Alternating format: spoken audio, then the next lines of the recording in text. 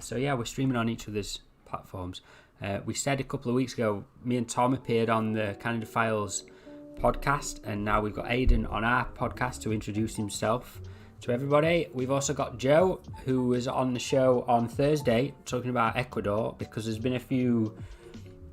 You first heard of Elf on the Shelf, now it's Joe on the show. Yeah, there's been a few developments in Ecuador since the recording, so our show's out of date already. So we're having Joe on to update us on the situation in Ecuador, and then we've got the regular gang. Ash is here, Sammy's here, Tom's here. Say hello, guys. Aidan, you go first. You're at the top.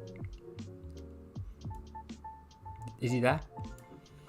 Oh, he must have stepped back for a minute. Okay, so Joe, say hello. Oh dear, technical difficulties in the beginning.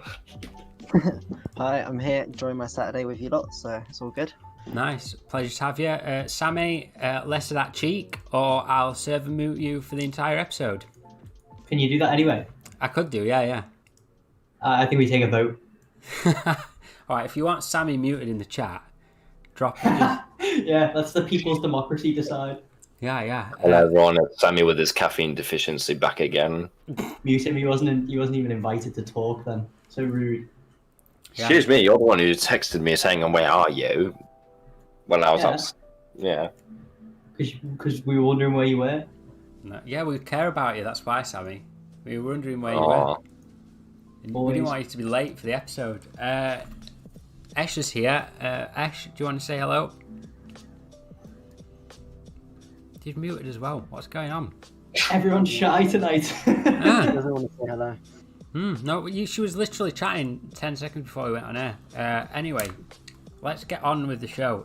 First of all, this week was Chinese New Year. So, happy Chinese New Year. 新年快乐. 新年快乐. 恭喜 I 发财. want a copy of that dress. Somebody has to find it for me.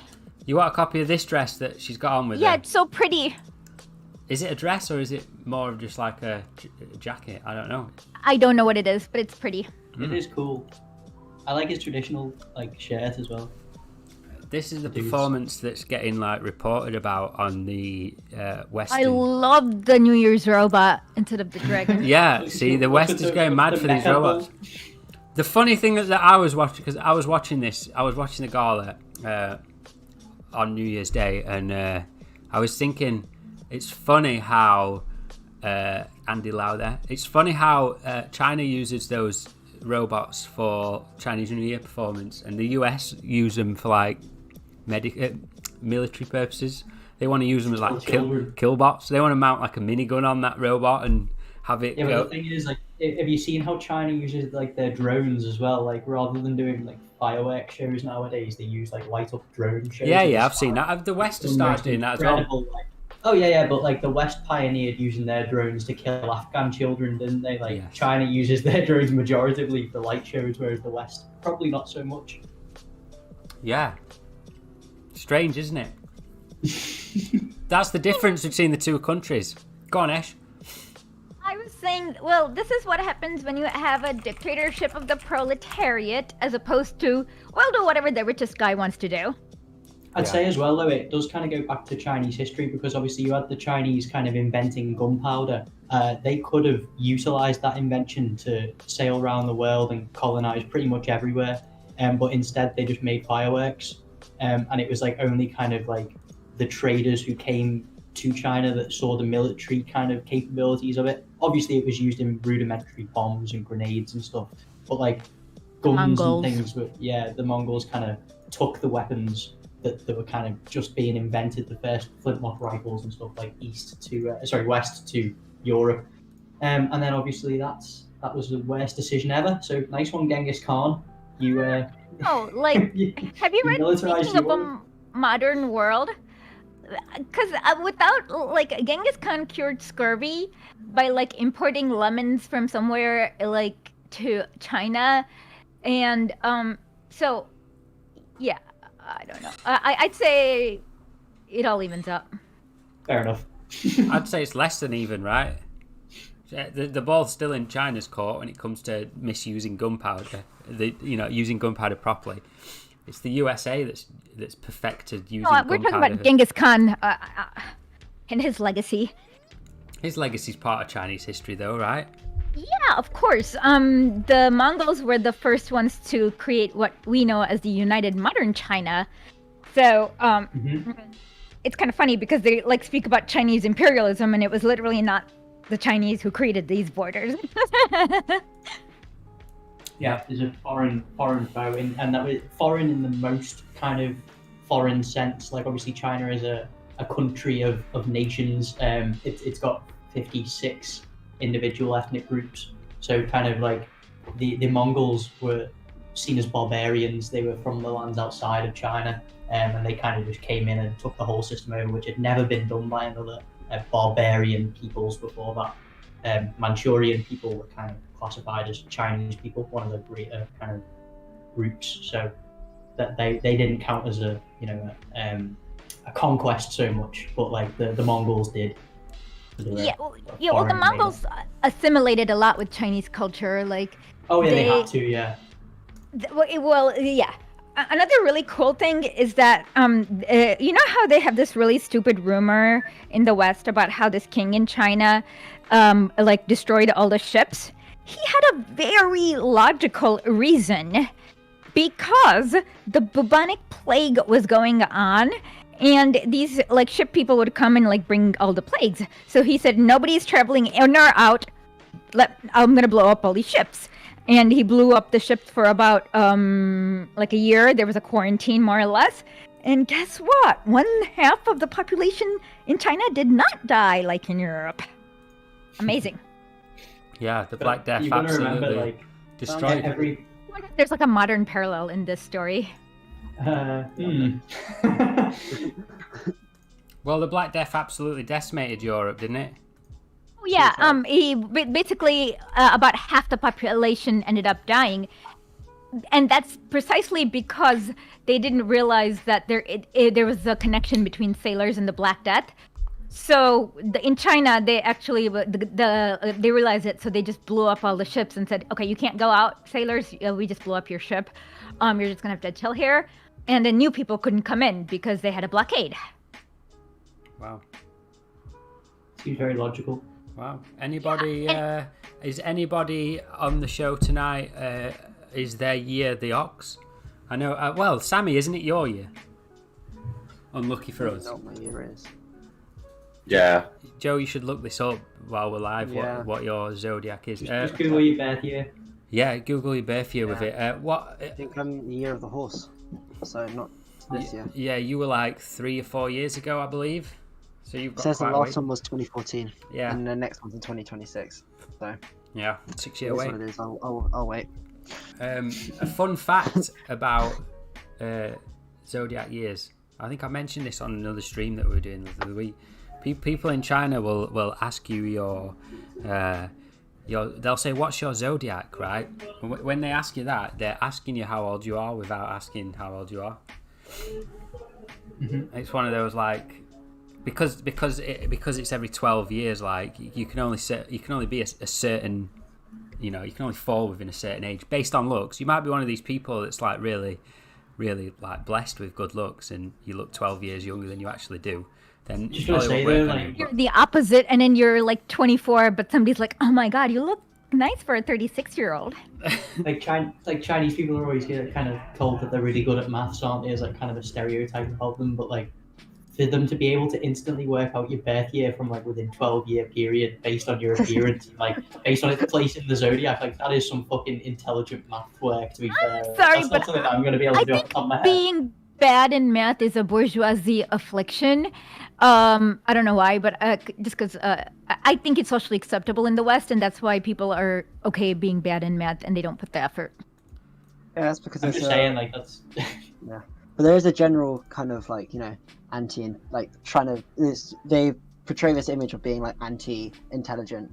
It's like a bad thing. It's like it's against being working class. Is not being intelligent. Where it's like that makes no sense, and people are encouraged to not be intelligent because they're working class. in the West in general, which is ridiculous. But Someone in the chat said they're a fire ox, right? And you were on about this the other day, Ash. Like you get like fire. What is this? Some sort of other addition to the zodiac as well? Another layer on top. What is this like? How do you be a fire ox as opposed to just an ox? Like, yeah. Only if it's 3 years, like every 30, it's a 36-year cycle. So there's a fire, wood, and water. Okay, so every Aiden, every 12 years. Okay, so the next ox will be, I believe, a wood ox, and then or water ox, and then the 12 years later it'll be a whatever it is not. Aiden, try rejoining. We're having a bit of trouble hearing you, but yeah, thanks, Ash. That makes sense perfectly. Yeah, I know this because my niece was born in the year of the fire dragon. And that was a year where a lot of people in China wanted to have their baby. Right. Yeah, very auspicious. Yeah, I'm a dragon too. It's the best one. Simple as. Oh. I'm not saying mine. Why not? Take it out of me. Is it rat? I'm not saying. Say. It is. It is rat. It definitely is rat, isn't it? It might be the rat. It definitely is. It definitely is rat. You, the rat won the race, so like. You know, I don't care what your slanders. I always brag about the best animal. Well, I always brag about being a dragon, and then people are like, "Yeah, but you're the only one that's not real." So there you go. Do you know what the dragon's part in the story was? Like the initial Zodiac myth story, like the reason why the dragon didn't win.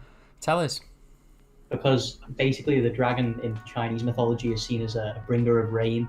And bountiful harvests, and basically like the dragon was about to win, but because its good heart saw that the people needed rain and they were suffering a famine, it flew off to go and bring rain instead. And while it was doing that, the rat jumped on top of the ox's head and then basically managed to win by jumping in front of the ox just as the ox was about to cross the finish line. So the rat, which I am, is the best animal. It won. I like how he's just admitting he's the rat now, that he's decided it's the best. Oh my god! That was really good acrobatics where they flipped around the flag. It's actually harder to flip around a flag than like rope.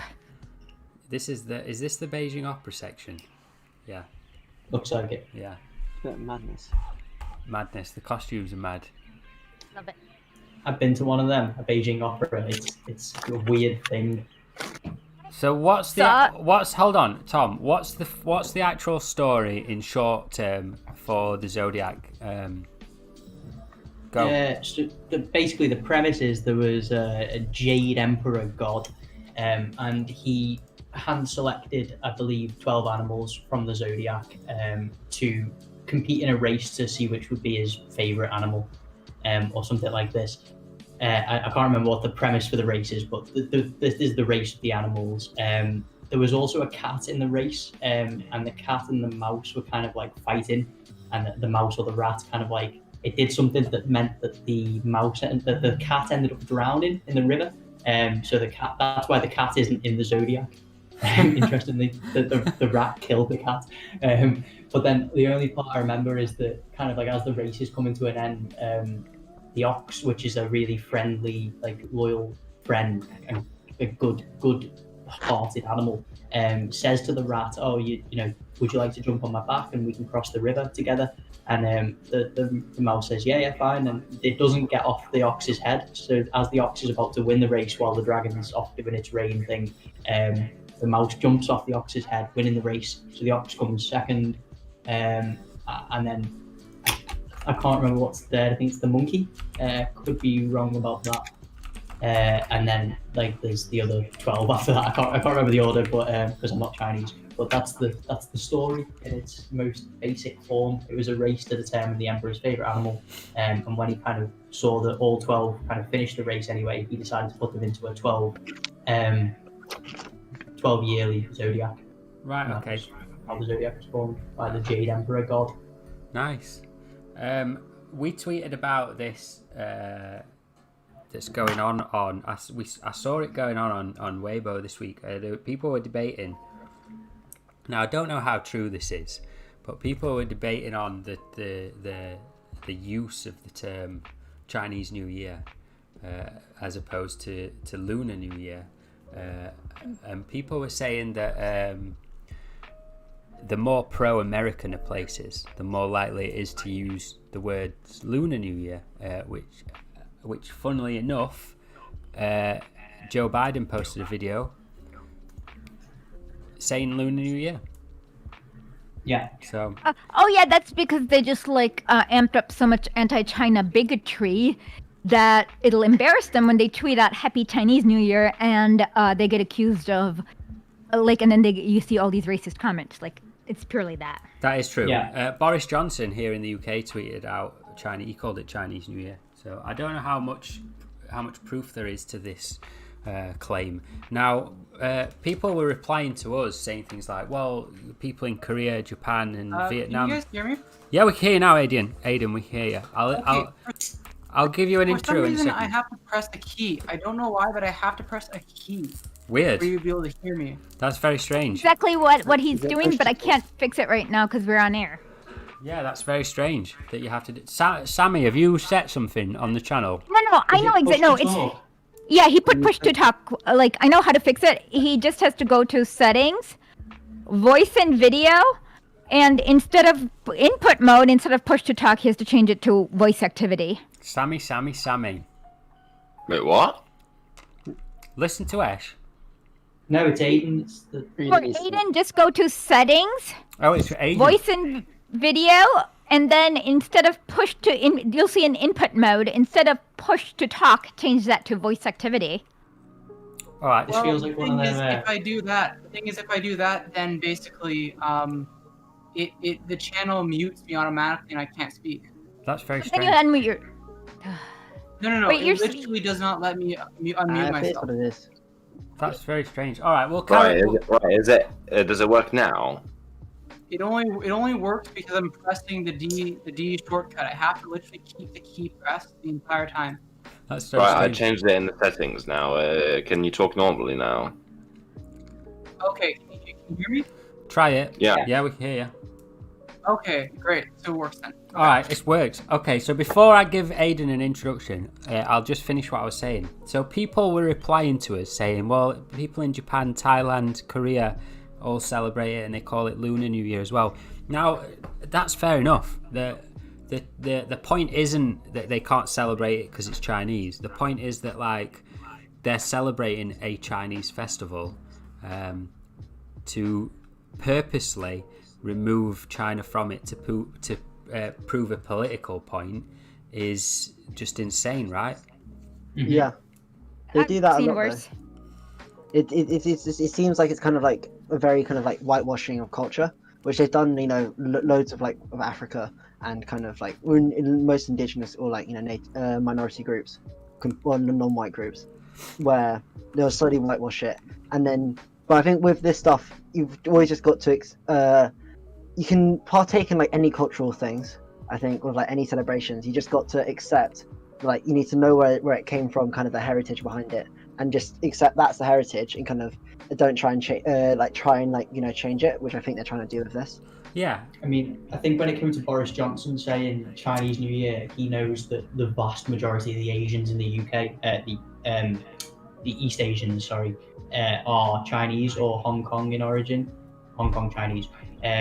As a result of that, he knows that if he pulls that Lunar New Year bullshit, he will be called out on it because everyone in Britain, all the Chinese communities in Britain call it Chinese New Year. They don't even say Spring Festival or Lunar New Year. They would say Chinese New Year. Or Chinese Lunar New Year. Exactly. And even all of the Chinatowns are called Chinatown in the UK. They're not called Asian Lunar Town. Are they? You know what I mean? Fuck off. It's bullshit. I think Joe hit the nail on the head saying it's like subtle soft power trying to erasure. They erase the origins of it. Now I can't I was just trying to think them without searching up I'll come back to it anyway. You might have heard Aiden start talking then. Aiden is from the Canada Files. Aiden, give us a quick rundown who you are and why you're here. So, I'm Aiden Jonah. editor-in-chief of the Canada Files, which is a socialist, anti-imperialist news outlet located in Canada. So basically, our core focus is on Canadian foreign policy, and with an occasional look to some important new world issues. So that's the deal in terms of the site. But in terms of here, so obviously, as I think you've mentioned before, there is a collaboration between the Canada Files, and very pleased to have that with Mango Press. So we stream on each other's channels once in a while, and we've been working together for a decent bit of time. So I'm just looking forward to keeping it up. It's been enjoyable so far. Absolutely, and the more, obviously, like the more platforms this kind of news and reporting is on, and like the higher the exposure will be. And like I think the most important thing here is people need exposure to this kind of analysis and this kind of news, because all what you get from even from social media, all what you get from social media is kind of a result of the mainstream narrative, like 95% of the time. So I think this collaboration between Mango Press and the Canada Files really is like, it is a step that needs to be taken in order to like widen the audience, if you know what I mean. I mean, I think as well, when it comes down to it, I was saying to Fran before, like kind of anyone else turned up, including you, Sammy, because you were late tonight to the podcast room, that like... We're still amateurs. There is a massive Speak for yourself. demand. There is a massive demand for anti-imperialist news that there is no supply for, because nobody is writing it, with the exception of Twitter kids, right? So we need to kind of take that energy, the kind of perception away from the fact that it's just kind of teenagers shouting about issues on Twitter, and turn that into real kind of consumable, functionable news. And like this is a great way to begin like kind of our partnerships with Escher and from Historically, and you know Aiden from the Canada Files. It's all just various different steps to building dual power. By the way, Aiden is going to be our guest tomorrow for Sundays with Lenin. Nice. Join us at noon Eastern Time, 5 p.m. UK time. We'll retweet Oh, you it's as noon. well. Okay, nice. We've got your website up on the background at the minute, Aiden. I don't know if you're watching the stream, but yeah, if you want to check out the website as well, it's the Canada Files. They've got some fantastic articles on there. We're also going to be on their show, on their platform, every 2 weeks, and we're going to alternate. Aiden's going to be on, Canada Files are going to stream on our platform like we did last week. Now, I went into that episode not knowing a clue about Canada. I thought the episode was going to be about Canada solely, and I was well out of my depth. But it was fantastic, Aiden. It was a pleasure to be on your show that week. I learnt a lot. Yeah, thank you. Right before we kind of joined, I said to Fran, like, oh, I don't know whether we're going to know much about this. Are we staying for long, or are we just saying our names and then dipping out? And he said, oh, we'll just see. But like, I think we ended up staying for 3.5 hours, because it was really good. Yeah. Really good. It was That a very long fun stream. stream. Yeah. You can rewatch that on our channel if you want. We will be streaming you again this week coming up, I believe, Aiden. So, is it Tuesday? Yeah, definitely. And I will say a massive thanks to basically you guys for like the collaboration opportunity. I've found the Canadian left media, while some figures are relatively friendly, aren't serious about collaboration, and I don't think grasp the importance of collectively building media power and building like information power in a way that basically it's been a nice change. So I appreciate you guys. Yeah, I mean the same. It goes back to you. I mean, your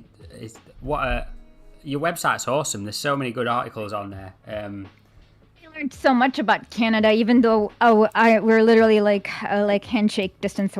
I'm from Michigan, which is a handshake distance away, but I didn't know about everything you put over there. We don't get that here in the news. Exactly, and that's one thing that we've got to get past as like anti-imperialist. That we've got to work together. I think, because otherwise you never, like you say, you don't know what's going on just in Canada. If you don't know what's going on in Canada, then how do you know what's going on in the global south or the third world or whatever? We've got to, as anti-imperialists, come together and make sure that we're sharing information always, and we've got a voice. I think that's the main part. I mean, the end goal as well is if we've got this independent web of international kind of news agencies all across the world that are completely unrelated and unrestricted by bourgeois restrictions, like we won't have to rely on the bourgeois news to get our initial kind of facts from, and then it becomes redundant at that point. Aidan, you're saying the music's too loud. That'll be on your end. You'll need to. Maybe that's my end. You can right click on the rhythm bot and you can just turn it down or you can mute it. We have it set so it's the right volume on the stream. It should just be in the background. But yeah, you can. It's in the chat room. Just click the name rhythm and then mute it. That's what I've done. James in the chat says information shouldn't have borders. That's it. You've hit the nail on the head. Information shouldn't have borders. Right, just before we went on air tonight, this. Oh, okay. Thank you. Yeah, I figured it out. Cool. Just before we went on air tonight, this news got announced. It's like 2050. So it's an hour before we went on. U.S. Senate acquits Trump. The ex-president is cleared of incitement charges. So he's beat his impeachment again. So that's two. That's two. Two now. That's two impeachments Donald Trump has won. The Senate voted 57-43 in favour of impeachment, falling short of the 67 votes needed to compromise the constitutionally required 2/3 majority. So yeah, failed again. Donald Trump gets off, and it is funny, Tom, because like you were saying before we went on air, there's like video footage of him saying like stand by and video footage of him saying like, what is it he said, Tom? What was the quote? I was watching like the don't judge me, the BBC's stream on it tonight, and like they were kind of just showing all the news clips of Trump inciting violence over the past 6 months and like in a collage, and then like for them to then come out and say not guilty after showing me like 50 minutes of pure evidence of him doing it. it's like having like kind of. I mean, he did it in the debates. He told the Proud Boys to stand by in the debate. It's almost like Mr. Trump killed his wife and her lover with a knife. There was a glove that kind of linked him directly to the crime scene. Everyone knew it was him, and they've just said not guilty. Absolutely crazy. Well, I mean, there's also the fact that they did not even impeach him on his biggest crimes, like committing genocide in Yemen or the ICE detention centers, which also technically counts as genocide. So, this one seems like a publicity stunt, Of course. But as I don't quote Chomsky often, but Chomsky often says if we were to hold the same standards as Nuremberg, every president should be shot in the head. Well, yeah. Also, like you said then, Chomsky. Like you said then, it's just that's a rarity. It's just it's all a bit of show, isn't it? So AOC can prove her like. It's in the Senate. It's in the Senate, not in the House. Yeah, but she wants him to be impeached so she can prove all her like, I've been bullied by Trump and they nearly murdered me stuff. Right? Okay, it's all part of that. She's a little. I don't even know what to say, but it seems like she was genuinely scared. But then everything just because she feels something, it doesn't mean it's the absolute truth per se. Yes. And well, we debunked her claim that she was in the Senate. She started by saying she was in the Capitol and the MAGA was outside her office door. They were. And then, I mean, they kind of were, but they kind of weren't. And I don't. Okay, the problem is that these people weren't actually. 90% of them were just standing there, and standing there is not illegal, no matter how much you don't like that person. Mm-hmm. Yeah. A comment in one of our chats that we're in by one of our followers, Comrade Birdman, if he's watching, he said something really interesting about this. He said the Dems will happily try and fail to impeach Trump twice. but they say they can't push through a vote for universal healthcare because they can't risk losing, and people still believe them. Libs are insane. And on top of that, where's this? Ash, it was weeks ago you were talking about COVID payments, and they're still not paid anything. Not a penny. And then so they did two things from there. They went on to haggling, like they haggled it from like 2,000, even though he literally said, if you elect John and Reverend, we will send you a $2,000 check. Well, we had that picture up, didn't we? There was literally a pic. We showed. Yeah, we aired that video here, and then so then after that they went on to haggle, and then the second thing that they haggled about is whether or not to means test this 1,400, which is already cheated from 2,000, and whether or not people who make like 60,000 deserves it, and it's like you and then they didn't even come to an agreement, and they've because allegedly Monday is President's Day, the entire week the Senate will not be in session. Right. This so is that's the country that spends $800 billion on kill planes, and it refuses to give. And has them fly over the Super Bowl. Wait, can I? But it has the question. IMF uses it as a default currency, so it can print money whenever it wants. Who wants to ask a question? I do. Go on. Because I'm not 100% sure, but didn't Trump block the original $600 because he said that he wanted 2,000 instead? Oh, am I getting that wrong? No, I think he did want to give him more, didn't he? Yeah, I think that's correct. I believe Yeah. he wanted. No, I believe he wanted to give them another. He wanted to give Americans He wanted to give Americans another check before the election, but I believe it was blocked because the Democrats were like, "Well, you'll just win the election if you do that." So no, we're going to block it. I believe that's what happened, Joe. So I think that Trump wanted to pay out the second payment like back in October, November, but the Dems were like, no thanks, because that'll win you the election and we can't have that. So we're blocking it. So, I mean, it's good to know that people's desperate times during a pandemic is that easily turned into election campaigning or election games or whatever, right? It's insane. Well, every kind of material condition of the proletariat is just an electoral strategy, isn't it, for the bourgeoisie? Kind of, they pick and choose which ones to kind of, what's the word in, give to the proles every now and again, and then they'll take it back, and then they'll give it, and you know what it is, it'll just be like, eventually in 20 years time Americans will have free healthcare. It'll only be another 20 million of them that died unnecessarily beforehand, maybe more. They were AOC said something, didn't she, about like how it would how a granddaughter or something, how healthcare might look for a granddaughter, like dropping the hints that like, yeah, this is not happening for another 30 plus years. AOC mentioned it for her niece and nephew who are like 4. All right, there you so go. she has hers is like a 35-year plan, which we Comrade AOC. Absolutely insane. I mean, they've got the money, especially after all the stuff with Wall Street last week. I mean, how long? Well, also, the U.S. is the currency in which the IMF transacts, so the U.S. is literally authorized to print money whenever it wants for whatever purposes it wants. And like tomorrow, we will show you the video of the head of the 4 videos where the head of the financial, the banks, the federal bank says, hey, we're gonna print money.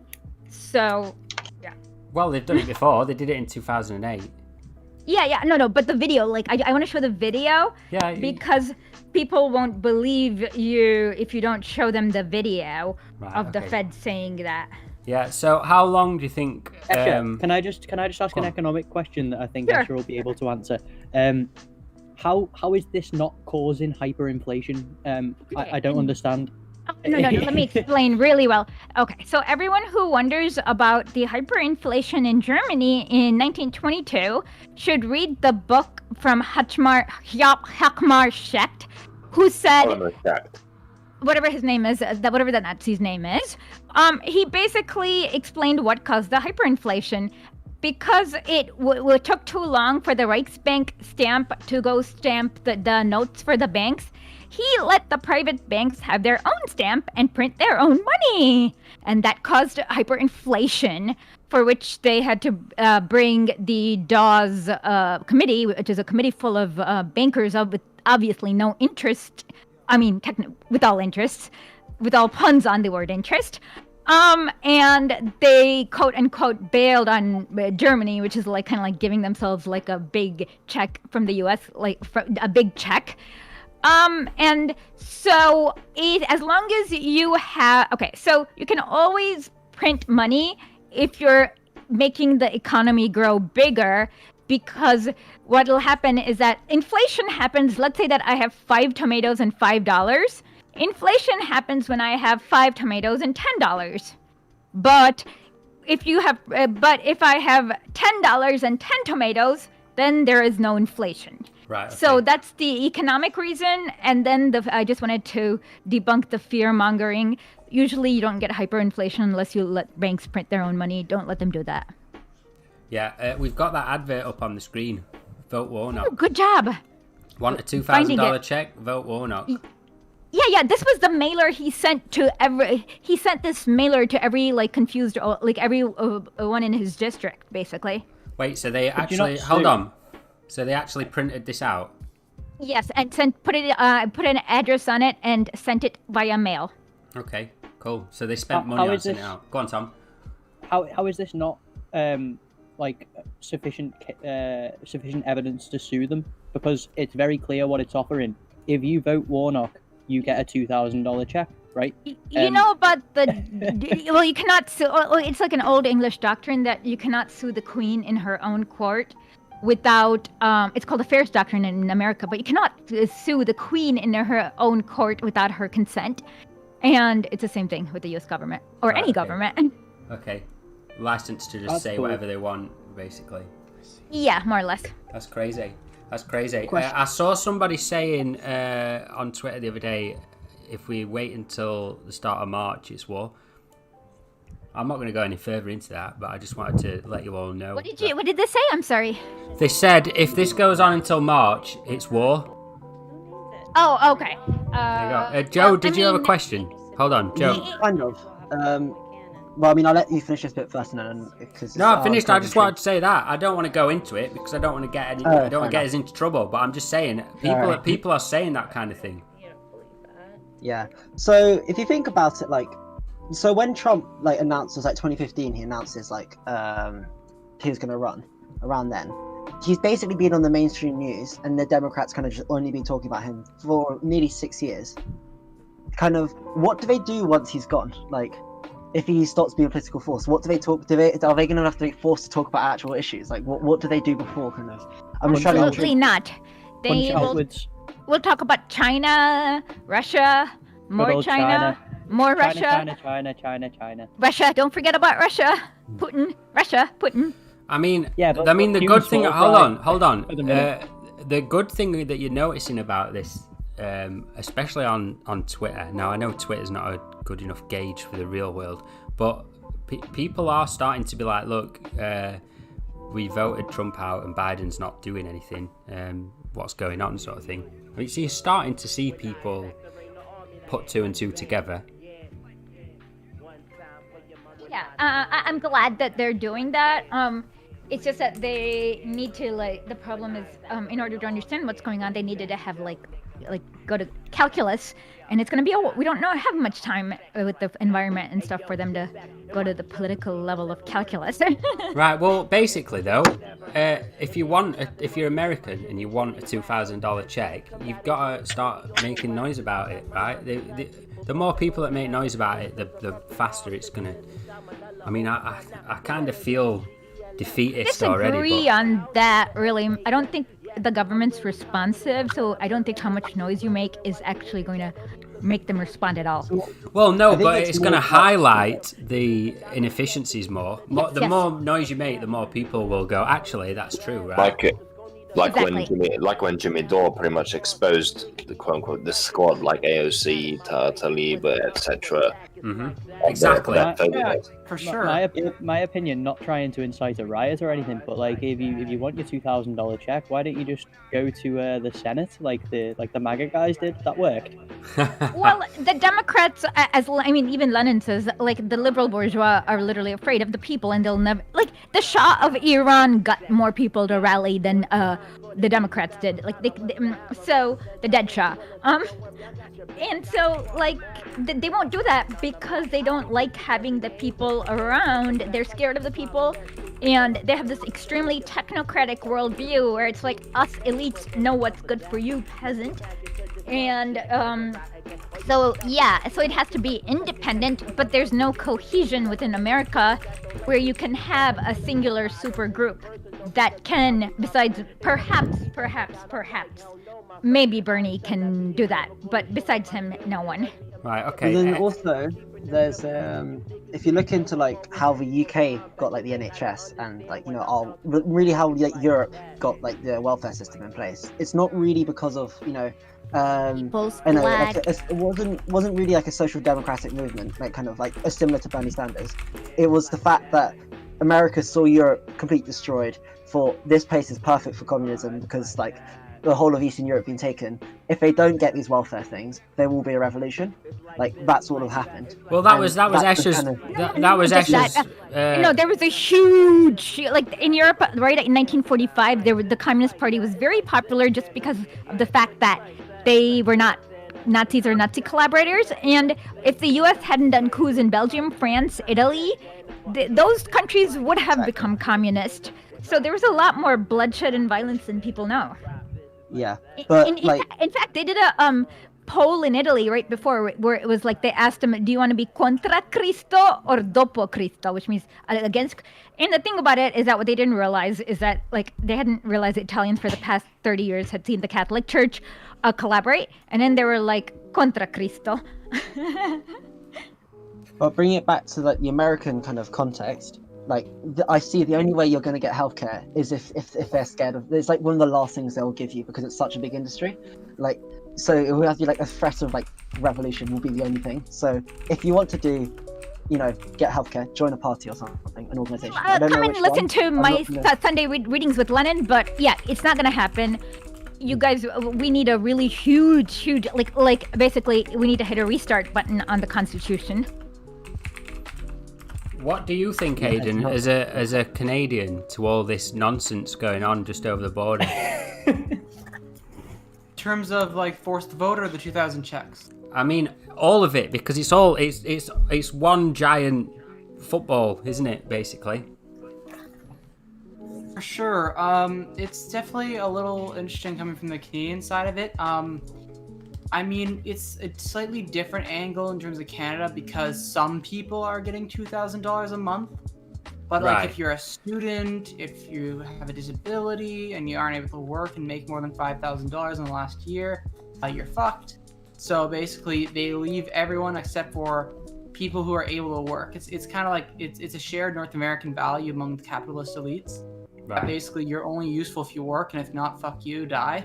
Really? Basically, like that's the core attitude of our elites, if we're being brutally honest. Right. Okay. So are people getting furlough payments in Canada? Right.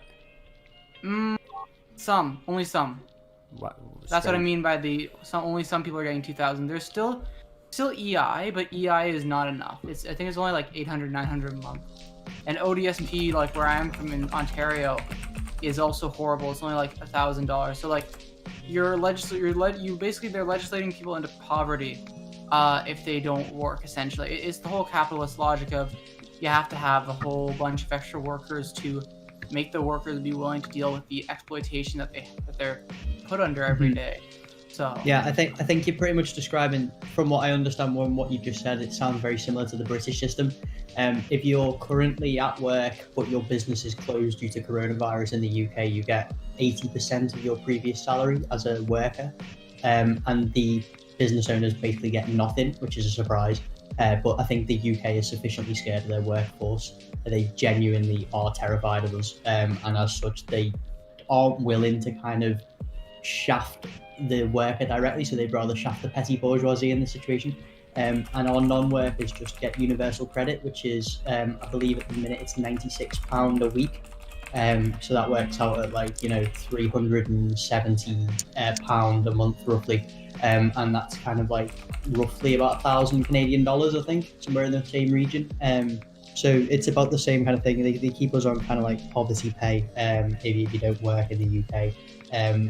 There was someone in a political party in the UK in one of the left parties that I saw on Twitter saying that he was on universal credit for 6 months because he damaged his back, and every day he basically tried to find a new job to get off it, and the very first job that he could find he took, because it was more stressful being on the universal credit system, like our benefits system. That's what they call it now, universal credit. It's more difficult to be on this system than it is to actually have a really difficult job for less pay in most cases. Yeah, I don't know about. Do they even have benefits in North America? I mean, the benefits. They have some. I don't know. Like it's very little and very hard. And unfortunately, we are facing a crisis where many people are getting evicted from their homes. And we have unprecedented, this is the level of unemployment we had during the Great Depression. So yeah, we are in trouble. Yeah, I just think the West is intent on stubbing its own toe. I think they've got I don't know. I know we say that the capitalist class are bad, but they've got to, at some point, they're going to have to give up something back. They're going to have to. Yeah, but what we're doing now. That's why the Tsar of Russia is dead. Like literally. Exactly. Go on, Joe. Yeah. No, but what they're doing is because what they do is they externalize their costs. They put it straight onto the working class. And I think what they're kind of doing now is they're trying to push as much as they can kind of during the crisis moment. They're trying to push as much as they can onto the working class, and then maybe afterwards they'll do some concessions. So overall they'll still gain, but it'll look like they'll give the working class something. So that's what I think they might be trying to do. If you get me. In Canada, I mean that sounds a little conspiratorial because, like I said, never underestimate the decay and degeneracy of the United States entire system. Yeah, true. Right, I mean, I think that's as good enough a place to finish this topic and move on to the main sort of topic for tonight. Again, just before we move on, breaking news this evening is that Trump has managed to beat his second impeachment attempt. So we could be seeing another Trump presidency in the future. Would the American foreign policy elite allow that to happen? Who knows? I mean, the world is certainly more boring since he's gone. It was good having the clown nation with the clown in charge of it, right? I want to see the honestly, fucking tagline, "Make America Great Again." MAGA. That's what I want to see. Go on, Aiden. Honestly, the way I see it is, from a Canadian's perspective, it's better that Biden's in there because, let's be real here, foreign policy and economics, it's not proving to be much different than Trump, really, and I never thought it would be that different. But basically, at least in Canada, there's no longer the big bad Trump, so people uncritically look at Trudeau. I mean, there's still going to be a portion of the I stand with Trudeau idiots that are basically so propagandized that you basically can't reach them until they break out of it themselves. But well, he was a good liberal scapegoat because of that. Pardon me? I said Trump was a good liberal scapegoat, wasn't he? He was the perfect liberal scapegoat. Actually, if you guys have read in WikiLeaks, Hillary Clinton talks about it. They had him as the Pied Piper candidate, and they pushed him to be the GOP person because he's such a good liberal scapegoat. That makes sense. Right, moving on. I think for us. Oh, Joe, did you have something to say at the end? Go on. I promise you, we will keep talking about it. We just get on to BBC. All right, just say it. Go on, you've got 10 seconds. No, Oh no, it's fine. Promise you. All right. Yeah, it's fine. I gave you enough chance. So anyway, Yeah, no. like the funniest news this week from our point of view, Mango Press, is the BBC getting took off the air in China now, because we'd like taunted them a little bit in the week. We'd like tagged them in a tweet with like a graphic telling them to go home because all they do is post fake news, and like a couple of their staff saw the tweet and were like retweeting it to each other and trying to be all funny in the comments and stuff and just failing. So like 2 days later than that, this happened, which is brilliant. Tom, I'm going to let you introduce this one. Just before I do, I just want to tell you guys a joke. What's the difference between Mango Press and BBC News? Go on. Mango Press is not banned in China. All right, moving on. That's a good one. Thank you. So the headline. One for the is dads, that Tom. NRTA's decision. Oh yeah, it's so funny. Hello, Aiden. I'm just saying it's 100 years too late. They should have banned BBC Radio way back when it came on, because most people don't know this. They think that 1984 was about the Soviet Union. No, it was about George Orwell's time on the BBC. And that's because he was writing this program called Through Eastern Eyes, which was like allegedly like Indian quote unquote writers would read his British propaganda pretending it came from other Indians. So, but I approve of China. And other countries should follow suit. So essentially what happened this week was the NRTA, which is China's National Radio and Television Administration, pulled the BBC's reporting license in China and removed the ability for BBC World to report any news on the Chinese airwaves. Now, the reason given for this decision was fake news that the BBC had fabricated, Accurate. which is true, specifically following the World Health Organization's report confirming that COVID did not originate in China. BBC essentially said the World Health Organization was wrong, and that they were confident that they had inside sources that knew that this was not the case and all this. So as a result, that was kind of the last straw. China's put up with a lot of nonsense from the BBC. They have commissioned reports by Adrian Zenz. Hold on, we've got an image of that. We've got an image of that. Then there's the whole about Iraq Zenz having weapons of. Hold on. Aiden, go on. Yeah, and so I posted this to my personal Instagram, but there's a great story by Artsy Marxist, who I think you've highlighted her work before. But it was a tweet about like screenshotting a tweet of Adrian Zenz when we've got that he said, up. like, the BBC asked to basically go about and to do this research on Xinjiang, and I said, oh no, there's no evidence, it'll be too hard. Then they asked me again. Then they said, let me see what I can find, which is they literally just made shit up. Yeah, we've got the tweet up. It's quite funny you mentioned that, because we got it up. The BBC commissioned my research. They asked me the first time whether it could be done, and I said no, too hard, too little evidence. They asked again. I said, let me see what I can find. Well, the resulting findings now total 70,000 words and 163 footnotes. I mean, he's literally admitting that, like, I made it up for cash because they asked me to.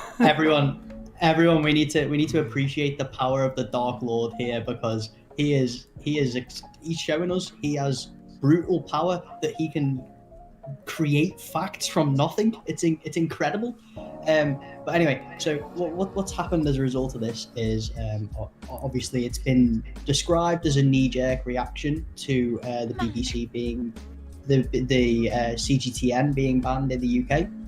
That is not the case. If anything, it's a knee-jerk reaction to the criticism of the World Health Organization's report, because that was truly disgusting.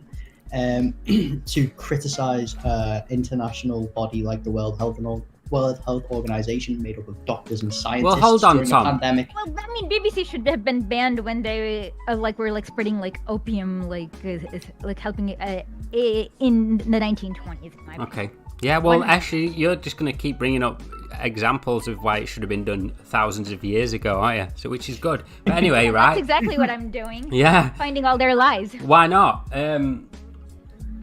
Tom, I think what you're mentioning about COVID is funny because the World Health Organization has just finished investigating in Wuhan the cause of the outbreak there, right? So they had a big press conference last week, I believe it was. Last week they had a press conference about it where they reported their findings. It went on for like 4 or 5 hours, and BBC were there present. You had John Sudworth in the crowd. He couldn't even wear his mask properly, which is just disgusting and disrespectful enough. And then you had Stephen McDonnell and the other BBC World lot straight after being like, oh, this is definitely the Wuhan lab where it's come from. They're just hiding the facts. But what's strange about that is, well, for a start off, that's straight out of the mouth of Steve Bannon. It's a Steve Bannon conspiracy that he's been pushing on his War Room China, whatever terrible show he's got with that Miles Guo traitor.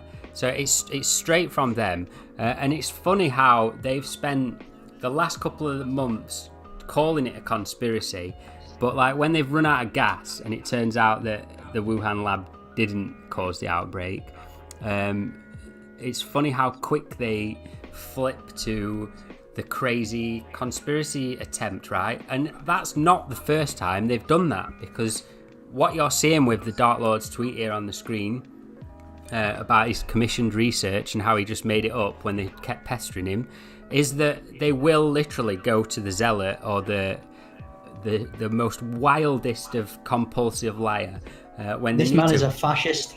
This man is, we've described multiple times how this man is a fascist. He's a doomer too. Yeah, well, he said he called the concentration camps control methods, right? And talks about how Germans were all in favour of it and stuff. Well, I mean, that is like, yeah. And by the way, while we're at it with conspiracies, I'm just going to bring up the quick thing that BBC like had an all access pass to like Prince Andrew's activities, but never ever thought to like report, hey, how come he's going on this plane with a pedophile? I mean, if you're British, we'll get onto this in a minute because Tom's got a tweet to show of this just like live. If you're from Britain, you already know the BBC is untrustworthy.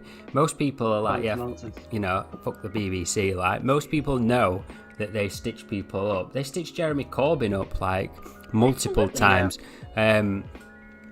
That's actually what made me into a communist. Well, they stitched up the miners in the miner strikes as well. Like, it was the BBC who created that lie. They reversed the footage of the police going into the miners first and made it look like the miners went in on the police first. It was only because Tony Benn, who was like a left-wing Labour politician, he's died now, but he was a big left-wing Labour politician. It's only because he was sat in the BBC's van watching them do it and then pulled them up on it that the BBC apologised for it. And they do that classic thing that the Western media do. We spoke about it on the show before. When they make mistakes, they have no problem admitting that they made a mistake. They'll just print it in small print on page like 13 or whatever of the paper, in the very bottom corner, in the smallest, we were sorry, we were wrong about this. And I mean, Tom, you know all about how media agencies lie about certain people, and you know how to deal with that, right? As soon as you're from Liverpool. Is it not just a case of the same as how Liverpool get treated by the Sun, but on a state-wise level? Exactly. I think many people in Liverpool are equally kind of repulsed by the idea of paying a TV license, and they don't refuse to do it. TV license people don't really kind of come to Liverpool because they just know that they're going to be told to fuck off, and the door's going to be slammed in their face. Well, they don't go anywhere really. It's all just a big swizz, and that's another story for us to get into on another day, because we could talk about the scam of. If you're one of our listeners and you are from Britain and you are paying for your TV license, you should stop. We're just exactly. Oh, well, maybe we should not because it's technically a tax, and we don't want to encourage illegal stuff because we might get shut down. Oh, it's not illegal. Oh, No, it's not No, illegal. you don't have to pay it. Yeah, What it's I'm not saying illegal. is, you just don't have a TV or Yeah. Oh, Just don't watch Don't have a BBC. TV. Exactly. Just that's don't watch right. the BBC. don't have Yeah, a TV. I totally and then forgot. Yeah, I don't have a TV. That's right. When the guy comes to your door to say, "Do you have a TV?" you simply say, "Fuck you," No. and close the door in his face. Exactly, because That's great. That's idea. the end of the conversation. yeah, whether you've got a TV or not. Anyway, Which you wouldn't have because obviously we, Mango Press, are not advocating crime. We're advocating you get rid of your TV. yeah, You can advocate for getting rid of your TV. You just can't advocate Absolutely. for not paying the tax when you have a TV. here's Which we're your not doing. here's your tweet, Tom. It's by Dominic Raab, who is the Foreign Secretary of the UK. He says China's decision to ban the BBC World News in mainland China is an unacceptable curtailing of media freedom. China has some of the most severe restrictions on media and internet freedoms around the globe. This latest step will only damage China's reputation in the eyes of the world. I mean, he's talking a load of bollocks to begin with. The man doesn't know what he's talking about. He's clearly never been on the Chinese internet because people talk all kinds of crap on there stuff that would make a nun blush. So yeah, let's just have a look at some of these replies. I'm going to call some of them out. I mean, look, here's a British person. I mean, for once, you know what? I agree with Can I China. just add something in here? Yeah, sure. So I'm not going to name the person out of just respect for them, but you want to talk about the impact of Xinjiang and even like the how powerful it is, despite the fact that it's been debunked and it's been exposed. Go on. Actually, I lost a contributor basically even just today, because I wouldn't publish an op-ed from them responding to a recent piece. It's one of the ones you'd see about Anime Paul, and basically I was just like, no. Basically, I'm not going to go out and smear Xinjiang. If you want to agree to disagree and just not touch on the subject, I can tolerate that. But then but they weren't willing to do that, so they're gone. And I've tried to show them evidence. I tried to show them a lot of these things, but once Oh my it's god, in who are people's these mind, people who are grateful for Winston Churchill? Oh god, that's disgusting. Most of the UK. Carry on, Aiden. Christ. Hold on, carry on, Aiden. yeah. So I'm not going to go into more than that. But I mean, let's it's not just say good. this. It's dangerous. This propaganda is very, very dangerous. And there's a reason why it needs to be combated so hard. Because to be honest, I didn't think it would reach into my own contributor base, but it clearly has. Yeah, And well, so it's I'll go and finish. one who's gone now. So yeah. Yeah, well, I mean, I hope that they end up. I hope you reconcile that with them eventually. I mean, the truth hope they're will. willing to. The truth Yeah. always wins, and I guess don't hold it against them because you can't really. No, I don't. I wasn't. That's the main thing. I was careful and just tried to be nice and diplomatic about it because, like, basically, I totally I don't understand, but I can understand how you can be tricked by propaganda, and well, maybe they'll come back eventually. Let's hope so. Look, the way the Can Files is going, it's not going to be a massive like 20 writer operation anymore, so it's not like it's going to cripple the site in any way. Well, there you go. Let's have a look at some of these comments from Brits. China won't be missing much. China was always going to do that. It's called tit for tat. Now, that comment is in relation to the British Ofcom, which is the broadcasting regulating service, banning CGTN this week in the UK. So they got their license removed. But tit for tat, I don't like that false equivalence. Colonialism kind of goes one way. Yeah, it isn't tit for tat, but I mean, that's probably the most woke you could get an opinion from a British liberal. Yeah, exactly. You've got to remember this person's that's- they look like well, they're Irish by the looks, but they don't look political. But what we're trying to get at is that they know that the BBC is not the victim here. That's the main point. For once, I agree with China. I totally agree with China. I mean, this is a right-winger. We can do the same. Roll on GB News, because GB News is a new right-wing channel that's basically British Fox. But like even the right wing know the BBC are bad. Everyone knows. I mean, anyone who's older like remembers Iraq. Like, there was I'm not kidding. They put a scene from a Sean Connery movie, which was in the report. Like the BBC reported it as if it was true. Look at that! Look at that one by Zero COVID. I was just going to say, Dominic, it's a very wise move. COVID denier. Even COVID deniers are saying it. Look, it's banned. What's quite interesting Hold on, you've got the EU flags doing it as well. Well, it's banned in my house. What are you going to do? But the thing about the BBC is on. that it's basically hated by everyone. Yes. Like everyone in the UK, because they do the whole kind of like, oh, we're going to be impartial. So if you're politically active, they'll find a way for you just to get pissed off at them. So even if you're in the centre, they'll find a way. They'll say so. Basically, they're basically hated by everyone, which is quite impressive. Like kind of a universal kind of hated by everyone. A sign of pride, like, oh, we must be doing something right if everyone hates us. Yeah. No, that's what they say. That's what they say. Oh, we're to prove that we're in the centre. Everyone hates us, but no, it's just people just hate you. It's the BBC who gives a.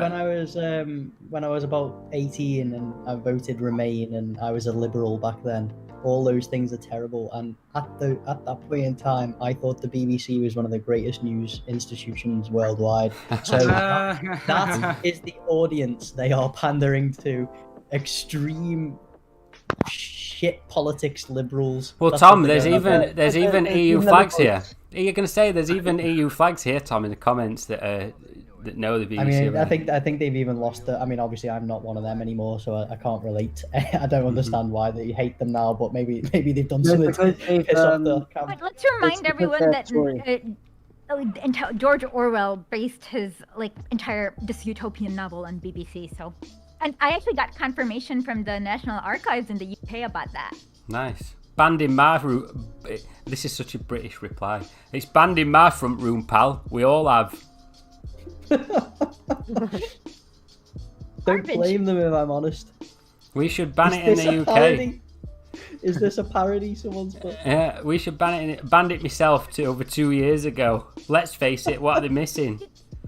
Remember when BBC claimed that North Korea, they weren't airing the Olympics in North Korea, but then somebody interrupted it, and the North Korean news is like, that's because you guys are looking at the family programming network and not the sports network. Exactly. Flick up one channel.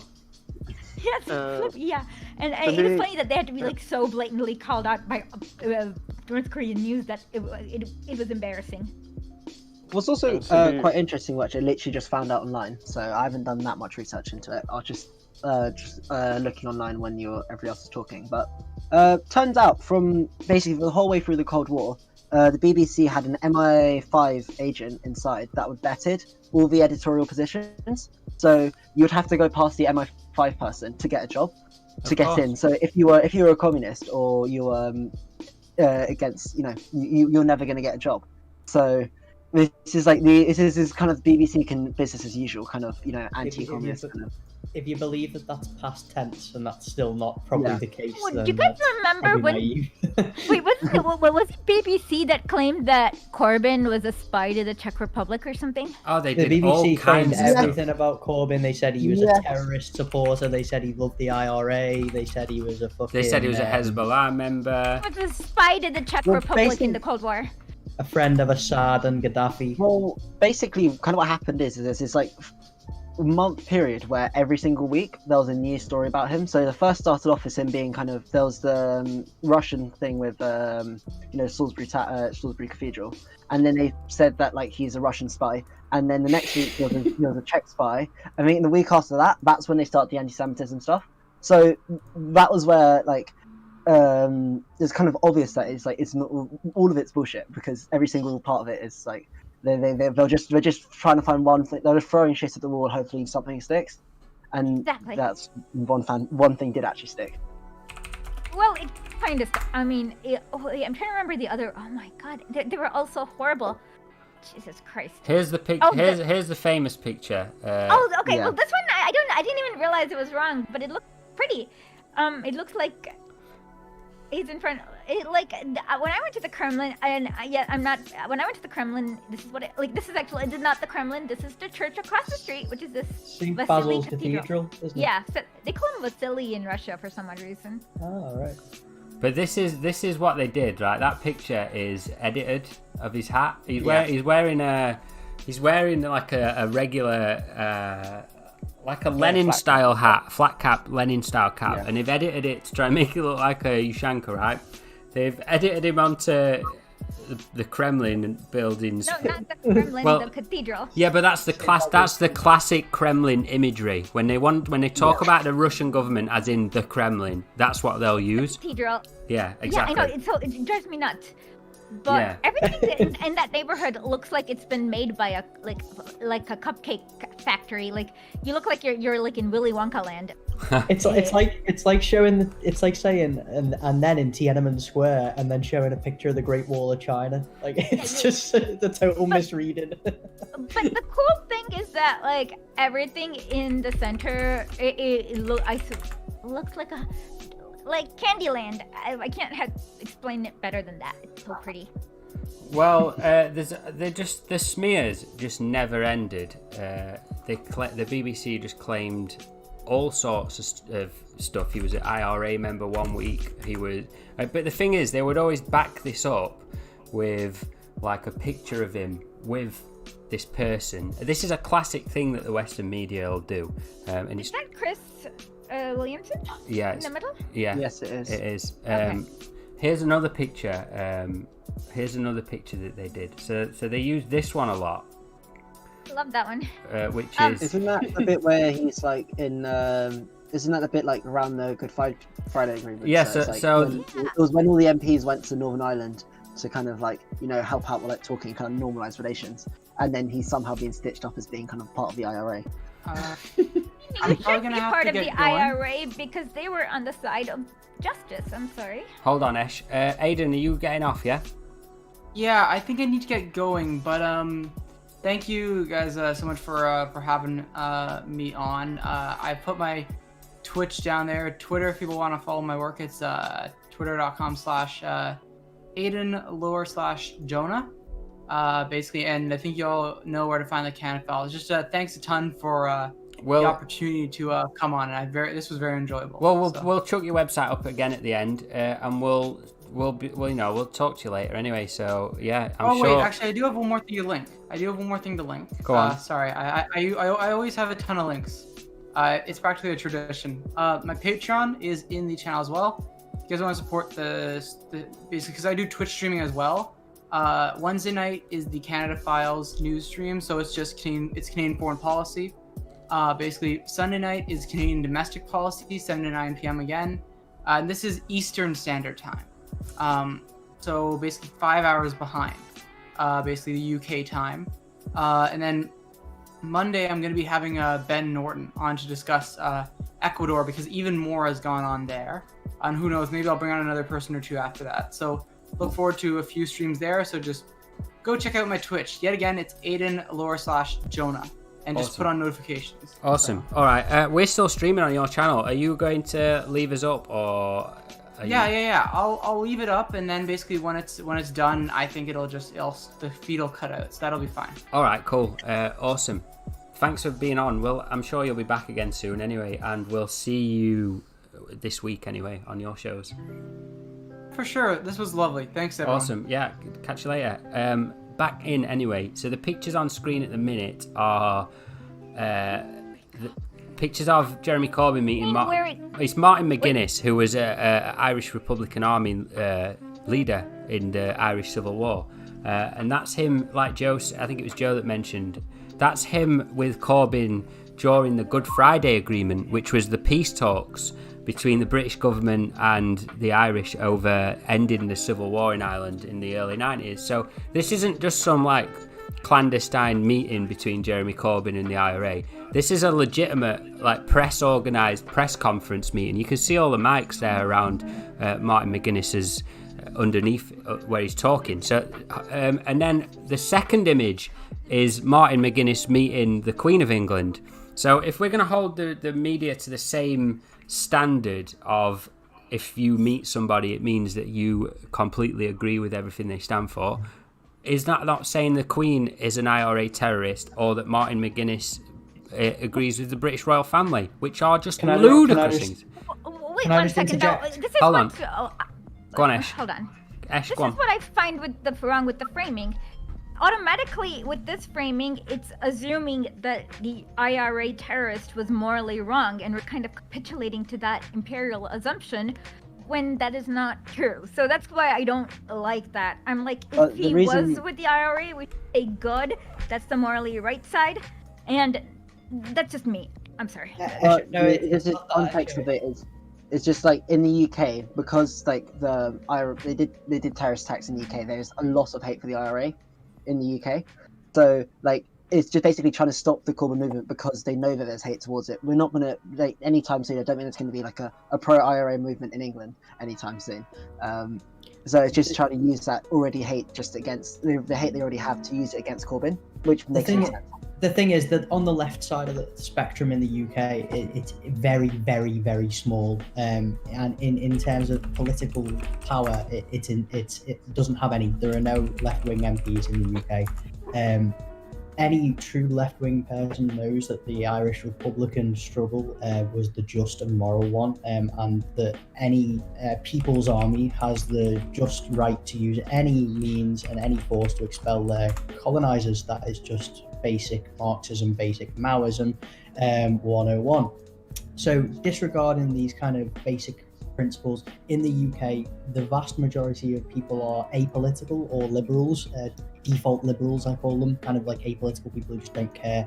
And because of this, they only watch the BBC or whatever news is on. They only hear the IRA are terrorists, so they know the IRA are terrorists. Now in the UK, the only kind of activities the IRA did in mainland Britain were bombings. So it is kind of like a good way to lose popular support, especially when these bombings were some of the ones that killed more civilians. Esha, don't worry, I'm not criticizing it. I'm just saying this is why there's hatred for them in Britain still to this day. So it's a negative comparison when you get brought up as, I mean, Jeremy Corbyn probably does support the IRA, but if he said that, he never once said that, but if he did say that whilst as leader of the Labour Party, he would have been immediately expelled for supporting a prescribed terrorist organisation in the UK. I just wanted to like a lot of course because in the UK you only guys everyone gets to one side, but what people need to remember is that the UK started this whole thing with the Easter massacre, it was Easter week massacre, entire Easter week, like they just like in it held like normal Irish population. It started a lot longer than before that when the British. I'm just saying with the modern version of the IRA. Yeah. So it's like it's not like a both sides war. It was started by one side. So I'm saying that we as a left have an obligation to also shift people's views on that instead of capitulating. But I understand, totally. Sure. We can do that like as that. communists, but Jeremy Corbyn really can't as No, I leader don't of think Labour Party. about Jeremy Corbyn. I was talking about you. Yeah, sure. Yeah, we do. I mean, you know, like I think the Narrow Water bombing was personally one of the most amazing military operations in history. And the glory to the IRA for that. I just wanted to show a contrast on screen of how different. If Jeremy Corbyn had worn this bracelet, What is that bracelet? Frida Kahlo. It's Frida Kahlo. It's Frida Kahlo, who is the Mexican communist feminist artist who supported Stalin. Yeah. Who painted Stalin. But anyway, this is Theresa May wearing the bracelet, who was the Prime Minister of Britain a couple of years ago. Now she's a hardcore like neoliberal Tory, pro EU.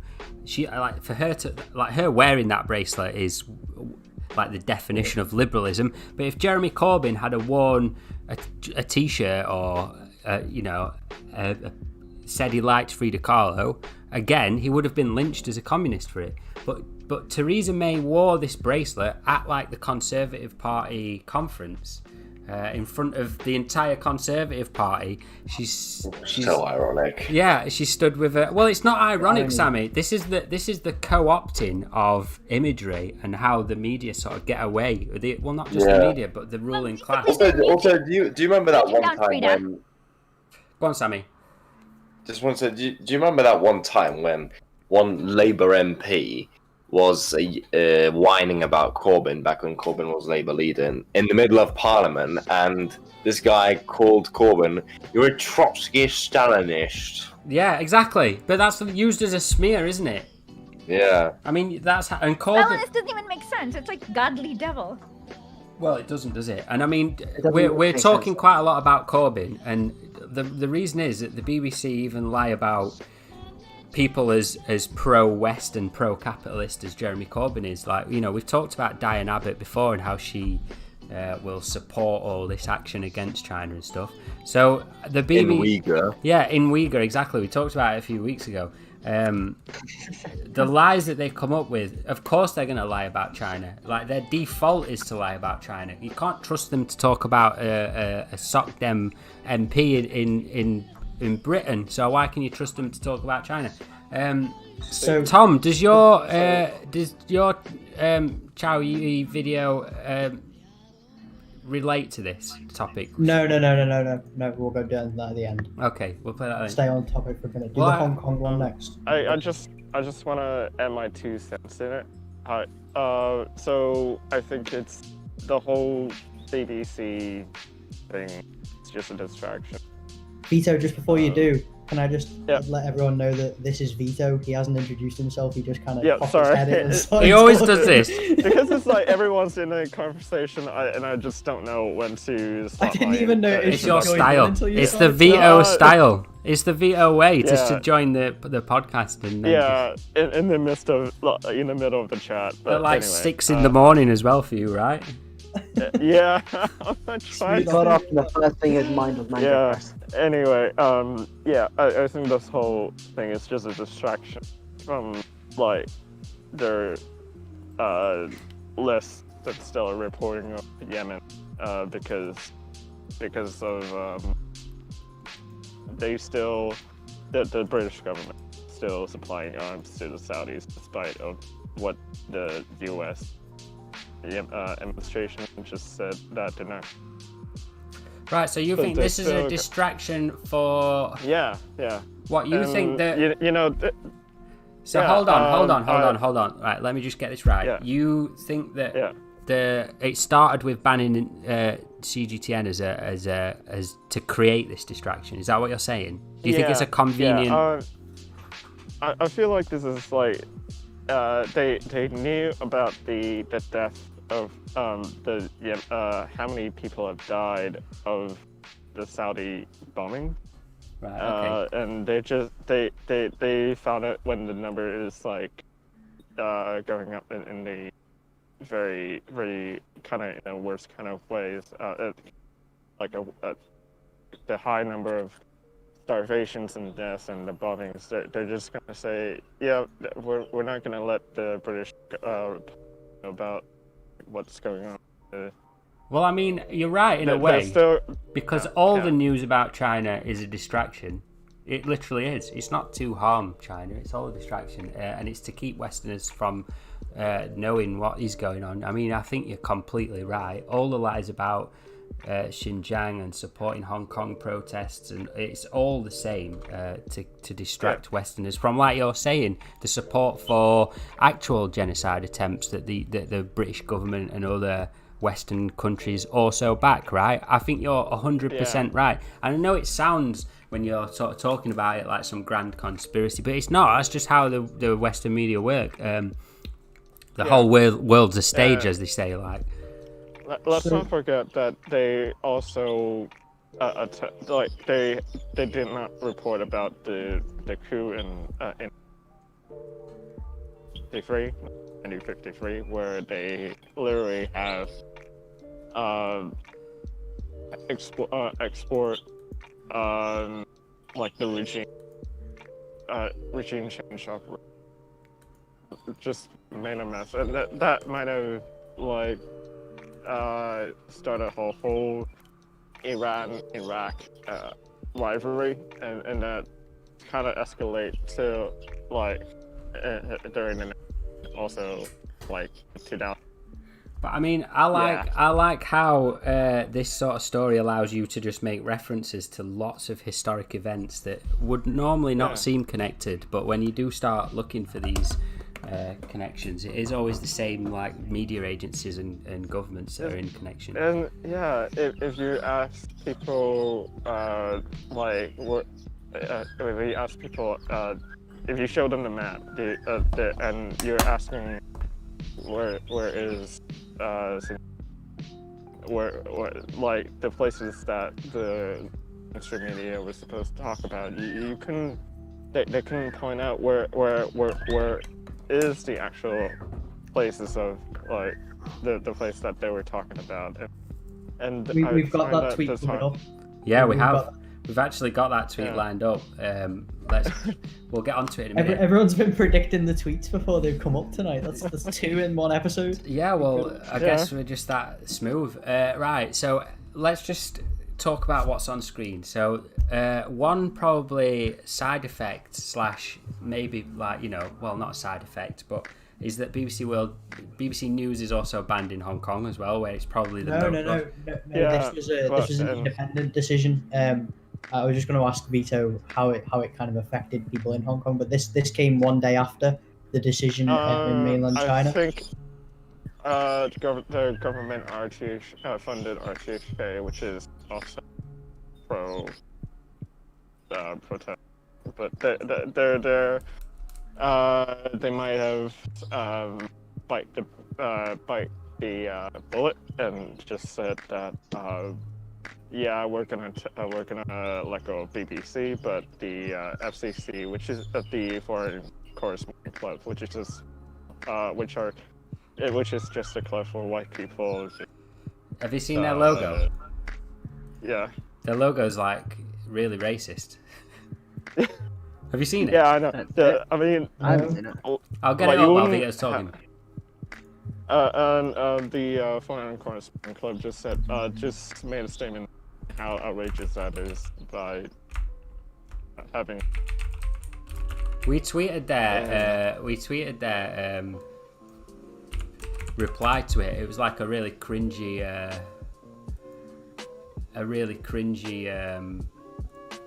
reason for why. I'm trying to find their logo. Where is it? So the mainland ban was on Chinese New Year Day, and then I believe the ban in Hong Kong was 2 days after or 1 day after. It was independent decision from the mainland. It was obviously it's probably been kind of like the directives probably come from above, but there was no kind of necessity for Hong Kong to ban it, I believe. As I understand, Vito, aren't there different kind of like television laws in Hong Kong? So according to Hong Kong Free Press, the reason why Hong Kong is letting go of C is that You there, Vito? I think he's cut out, hasn't he? No. I'm good. Yeah, you cut out for us. We didn't hear that. You said, "Is that?" and then it cut out. Because I'm like outdoor and. All right, well, just say it again. Why is the reason Hong Kong cut the BBC? Do you think? I think it's more like they don't want to get into the backlash, the regulatory broadcast station. Right. Okay. So you think they're jumping before they're pushed, basically. Yeah. All right. Okay. So this is the Foreign Correspondence Club of China. This is what they said. It is quite funny. This is just a whole article of cope. The Foreign Correspondence Club of China regrets the decision on February 12th by the Chinese authorities. The buzzwords are plenty in this. To ban distribution of BBC World News broadcasts inside China. China has for many years severely restricted the foreign news that its own citizens can see by using internet censorship to block the websites of most major foreign news organisations, including the BBC. Before this ban, the BBC World News TV channel was distributed only in certain hotels, apartment buildings and venues licensed for use by foreigners. Even in those approved locations, the BBC was censored, with screens routinely going dark as soon as reports about China began. Hold on. So I'm just going to debunk a few of these claims as I go through each paragraph. So first of all, the claim that foreign news is blocked for Chinese mainlanders, right? If you speak to somebody from the mainland, they know more about what's going on in the West than Westerners do. They just do. I mean, like anyone who's lived in China as well would instantly know that that's a lie, because you don't often need a VPN to access news websites. You only really need a VPN. I've lived in China for multiple years. I know what you need a VPN for and what you don't. And the vast majority of it is social media, so like YouTube, Facebook, Twitter. And also, Tom, it's companies that are not that have refused to comply to Chinese law that are censored. It's not some like blanket, just we're going to censor all information. Donald Trump was one of the... Every Donald Trump video that came out became a meme in China well before Americans could edit it and turn it into a meme. Sammy, have you just burped down the mic? No. Oh, I thought I heard. Sorry, that's me. All right, sorry. Well, I'm going to blame Sammy for it because, you know, he can take the blame. Anyway.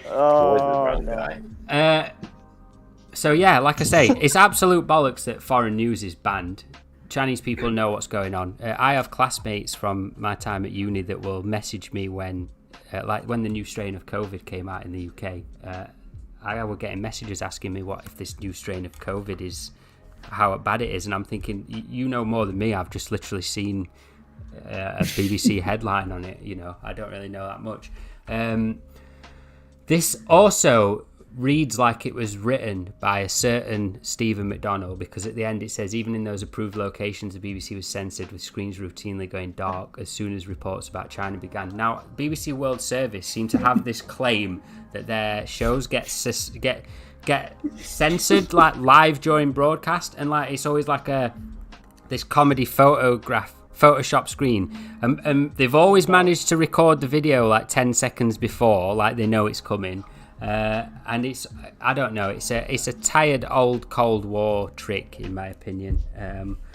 It's absolutely hilarious. Like, do they think there's just some like PLA, Chinese People's Liberation Army guy just sitting there watching the BBC 24 hours? Yeah, a day, exactly. Like, cutting live, like he literally tweeted about that as well, didn't he? About how like he was sad that the PLA guy whose job it was to press the big red button was going to lose his job. Like, the mind of these people, the ridiculousness, and the ego on the guy to think that like people care that much.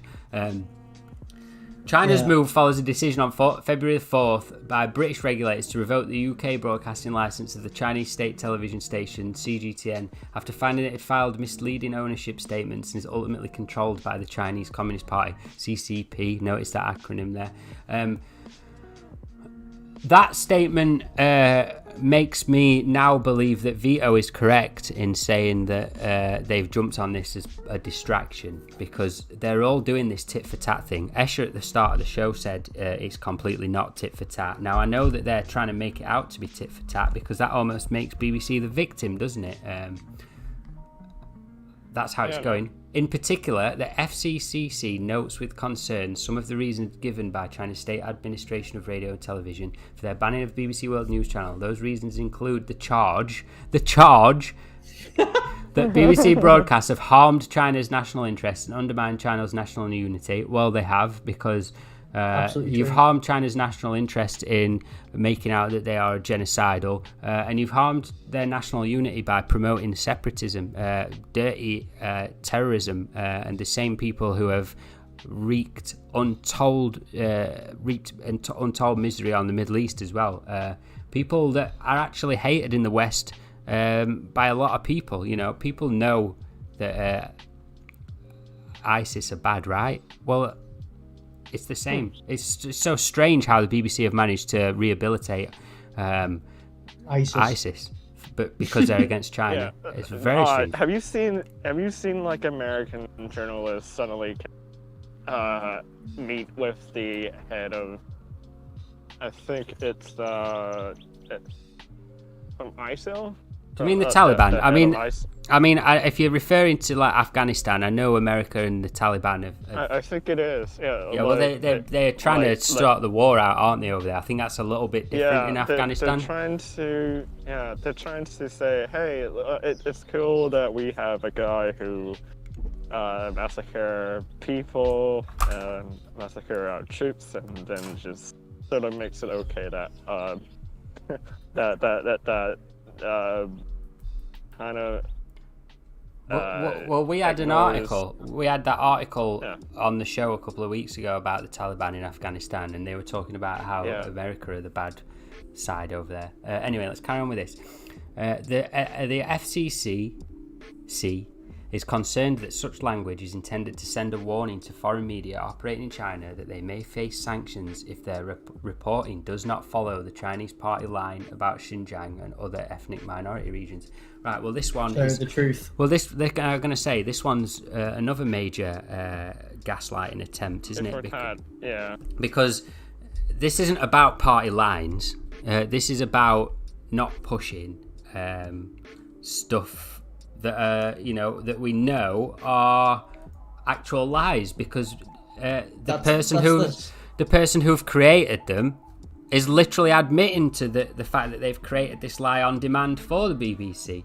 You've got there the Dark Lord admitting his wicked spell, haven't you? He literally admits it. Go on, Tom. When it comes to this as well,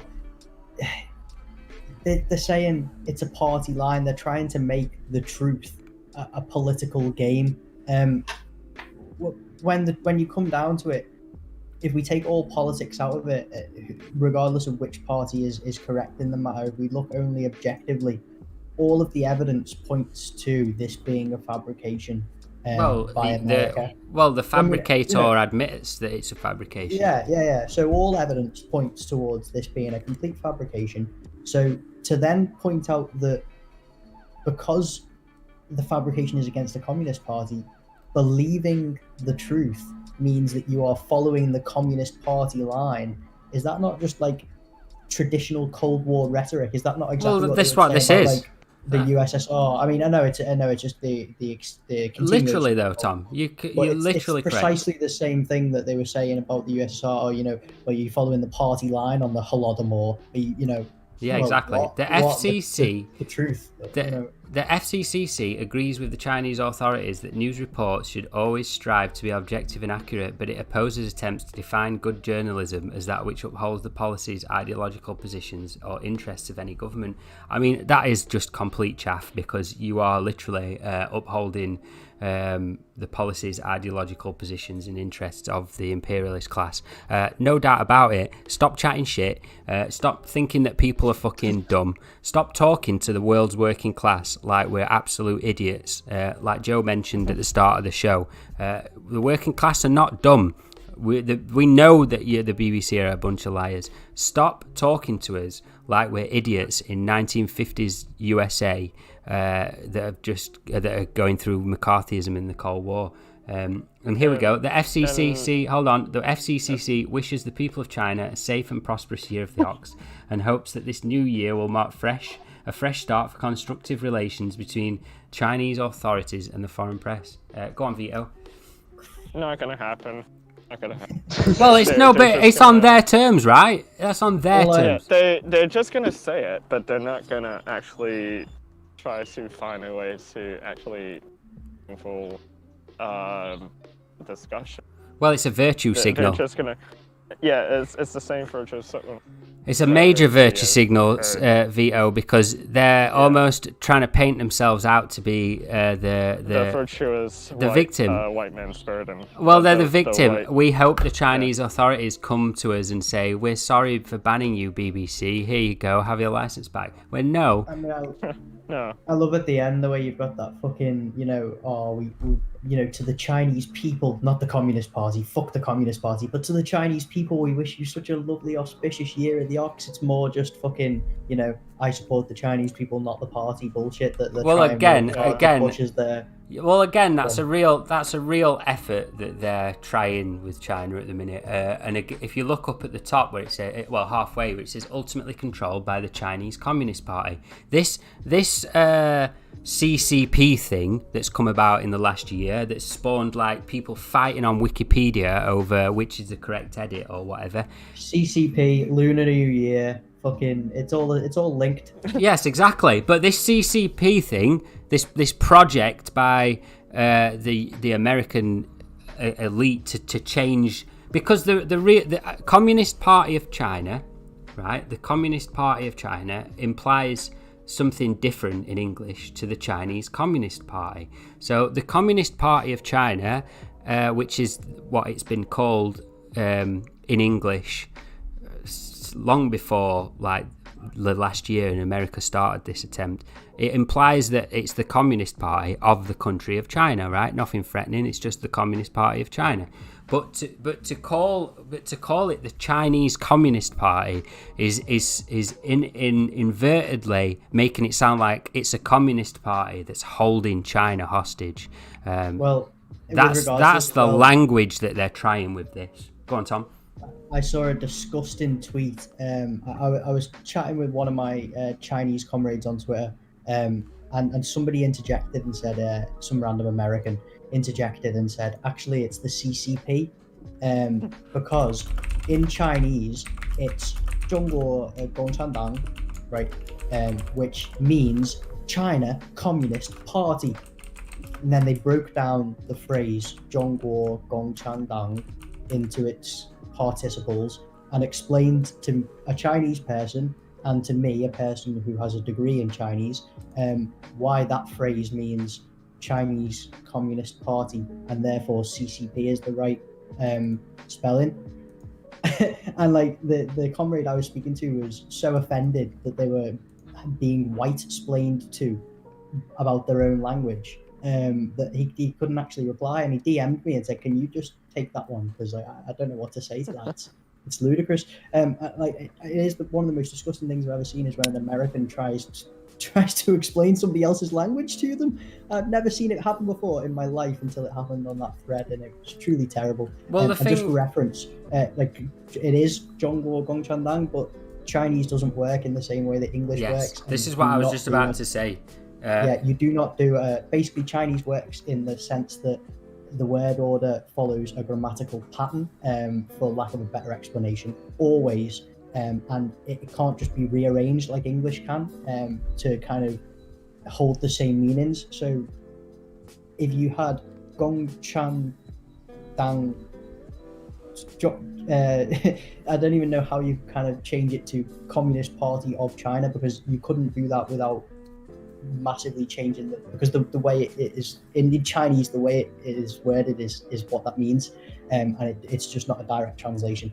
What people may try to directly translate it, but they have not studied Chinese for any length of time, because the second you learn Chinese, for non-native speakers, the very first thing you learn is that Chinese is a language you cannot directly translate English to and from, and it's one of the hardest kind of languages to do so with.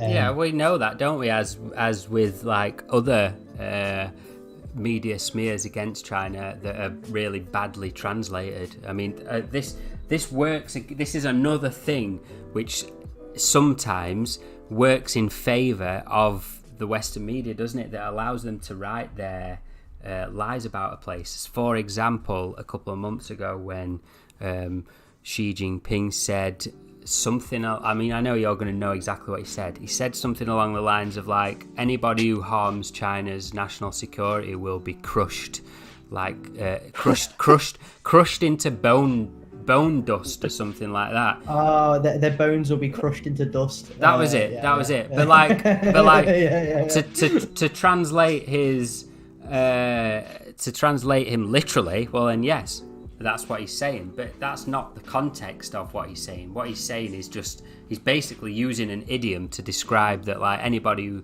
who tries to destroy China's national security, will face, everything we've got. That's all he's saying. He used a saying to describe that, right? But because of the complexities of, well, not even that really, because people in the West don't really understand Chinese and think it's this really hard language, you can just translate it literally and use that against them, right? Do you get what I'm saying? Well, They'll play even those sort of dirty fantastic tricks. Another fantastic example of direct translations and proving that somebody doesn't understand or speak Chinese is what our comrade Tema has been doing over the past couple of weeks, which has basically just been attacking Stephen McDonnell's inability to speak Chinese. And basically some of the most hilarious things that Stephen McDonnell has said.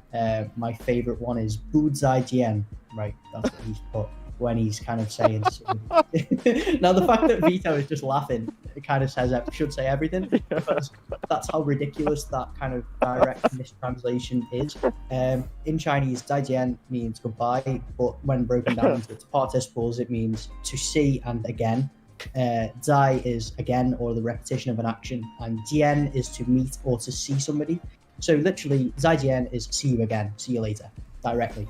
Now what John Sudworth has thought, I'm a clever guy. No, it weren't Sudworth, it was McDonnell. Sorry, McDonnell. Sorry, I get my China correspondent mixed up. I get my compulsive liars mixed up. Sorry. Yeah, so what Mr. McDonnell said was, and this was in response to me, I believe. At least definitely said "Bu Zai Jian" to me. I think it was to you before blocking me on one of my accounts.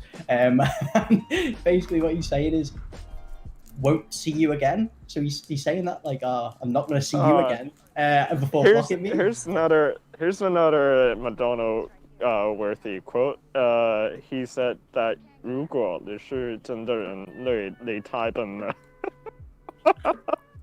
Okay. Right, Tom, translate that. If you are really human, you're too stupid. You're too dumb. Right. What? I'm like, what? I just tried to go onto his Twitter to see if I could see any new ones, and I haven't even abused him on this new account, and he's blocked me. So that's an achievement. So he's found me somewhere and he's blocked me. We got 3 blocks back. Oh my god, he was absolutely seething seeing you pop up on a tweet, Tom. He just had to block you. I love that I live in Stephen McDonnell's head rent free, because he's going to need some assistance paying his rent now he's unemployed, isn't he? Well, he's a liar. He's got the same literacy as he's got the same literacy smart-headedness as a snail, or as a even if I don't know, someone who is who is a normal Westerner living in China would have thought this is who had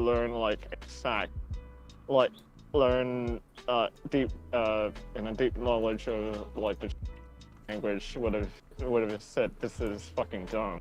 Yeah, well, it wouldn't. Go on. But they're BBC. Who am I to argue? Yes, that's the point. Who are you to argue with such? You'd be the Chinese authorities arguing with the great BBC and pushing the party line.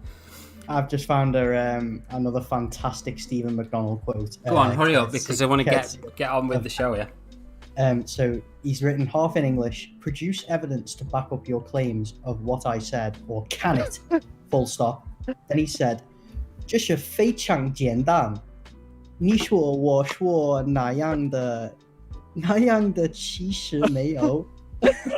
So I had to just make sure I was reading that right, because it makes so little sense. Yeah, exactly. You're reading it right. Yeah. Yeah. I know I'm reading it right now, but I'm like, hang on, am I reading that right? Because it doesn't even sound right. But then he's finished with evidence now, or we're done here. So basically, his Wikipedia page, Stephen McDonnell's Wikipedia page, states that he speaks fluent Mandarin Chinese. And the very first sentence here, 这是非常简单. Break that down literally means this to be extremely simple. Now, how you would actually say that in Chinese is, well, I'm trying to work out how to even try put what he's trying to say into correct words. You just say like 这个非常简单. Like, you wouldn't say 是. This is like a very fundamental thing that you would learn kind of in the first 2 or 3 weeks of learning Chinese. When to use is, because in Chinese you don't use. Yeah, is not used in like any other language, and you don't use it before verbs essentially. A lot of other cases as well. But this proves that not only is he not fluent, but he doesn't even have probably a HSK1 level of Chinese, which is the ability to understand and speak 100 characters. Yeah, it's insane, right? So this was a video that got posted from Xinjiang. I'm just going to play this. 是出入县招聘中心的结业学员，现任站面向 IDKB 新生副店主席。我们女学员在招聘中心期间，各项权利都得到了保障，老师对我们都很好。我作为招聘中心的结业学员，我要郑重声明，在招聘中心没有任何女学员被性侵过。 BBC 完全是胡说八道，编造的都是鬼话。我们全体女学员都感到很愤怒。我们要警告 BBC 和那些造谣的人，如果再侮辱我们的女学员，我们将通过法律途径追究你们的责任，挽回我们的名誉权。 谢谢大家。 You can see the anger coming off that lady, can't you? Exactly. I mean, the fact that I also picked up on the fact that she refers to, you know, the in the West, all of the reports of the Uyghurs in these detention centers, they're called prisoners or convicts or like whatever the buzzword the BBC wants to use that day, but. The actual woman who graduated from the vocational center refers to them as trainees. You notice that? So that's clearly been instilled into them that they're not prisoners, they're trainees, they're being trained. So that makes me feel a lot better about what I already knew about the vocational training centers anyway, because if the people who are in them are saying, you know, I was a trainee and I graduated, these are not sentences, these are not words you would refer to about prison centers. And you saw how horrified she was when she said there was no female trainees were being raped. I'm with you. There was another video that I saw this week where it was a Uyghur making a video where she says, Mike Pompeo, the people of Xinjiang hate you. Like, I mean, it's true. Like, you can't just make up these lies about a set of people and expect them to just take it lying down, especially where we've seen where this like goes before with Iraq, right? We just can't let it happen. It's brilliant to see. I think the point of this BBC getting banned being good news is because it's good to see it's good to see a country taking proactive attempts to push back against the generation of fake news. They're not the first to do it, and they'll not be the last, but they're probably the most high profile at the minute. So let's hope we continue to see pushbacks against the pushers of fake news, and let's hope to see more real footage from the region filmed by people who are there. Let's see more videos like that. Now obviously that video is not going to make it out onto the BBC aren't going to play that video, because why would they? That would be game over for them. But I think, like, you know, share it, make sure you share it, show your friends and family. If somebody says, oh, there's rape going on in these camps, show them that video and be like, does this woman look like she's a victim of a concentration camp, do you know? And if they don't, if they turn around and call you a shill still, it doesn't matter. You've planted a seed of doubt in their mind, haven't you? At some point, the truth will win through. You can only cry wolf for so long. Sammy, let's get on to what you wanted to talk about. Talk us through this article in Arabic. We've got about half an hour left, you see, so we're going to get you and Ecuador talked about. So on this day, or actually yesterday, in 2008, one of the most prestigious, high-achieving leadership figures in Hezbollah was assassinated by essentially Israeli agents. Now, his name is Ahmad Moghniya, and he is essentially the brain behind the strategy as well as the major military operations, strategic supply lines, even to like the Palestinian resistance and so on. And he really was a big loss towards the Palestinian resistance and Lebanese resistance. Now, just like a recap on him for a bit, and to give a bit of context, after this what the Israelis call the 6-Day War, or the results of the 6-Day War, which it's called the setback in Arabic, or an-Naksa, where Israel essentially took over Sinai to the point that Cairo itself was under the threat of invasion, as well as annexing the Golan Heights in Syria. That was such a massive blowback to like the Arab region, to the degree that media and international media started circulating this narrative that the IDF is an undefeatable army. So, and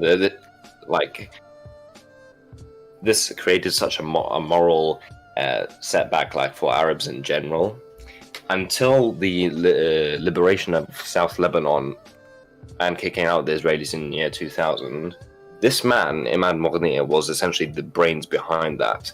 And I sent you a video. If you play that was him watching over and keeping track of the operation that led, or the final operation that led to the Israeli withdrawal. Yes, this is it.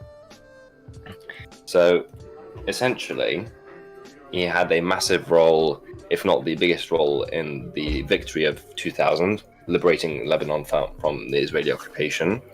And not only that, but it set a new precedent and brought in a new era, if you will, where the myth that the IDF was an undefeatable army was just smashed, because the Israelis just were humiliated after they withdrew from South Lebanon in 2000. And this really created a turning point in terms of geopolitics and the Palestinian anti-imperialist struggle. Right. Okay. Would you say that this event would have set the foundations for the coming events of the next 10-15 years, like the Arab Spring, etc.? Because obviously the West needs to get pro-Western governments in power in the Middle East to stop this happening again, right?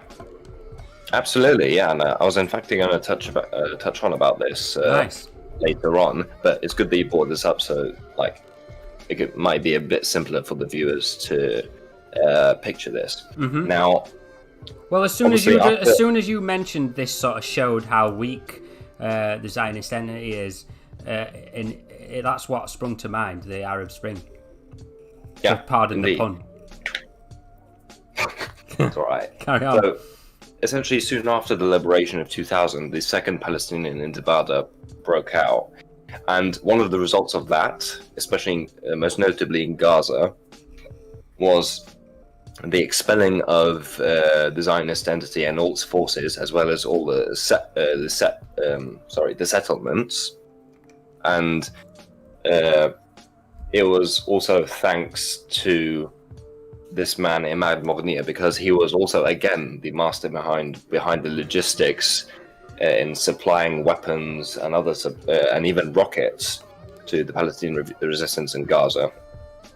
And not after 2005, you have the Zionist entity again attempting to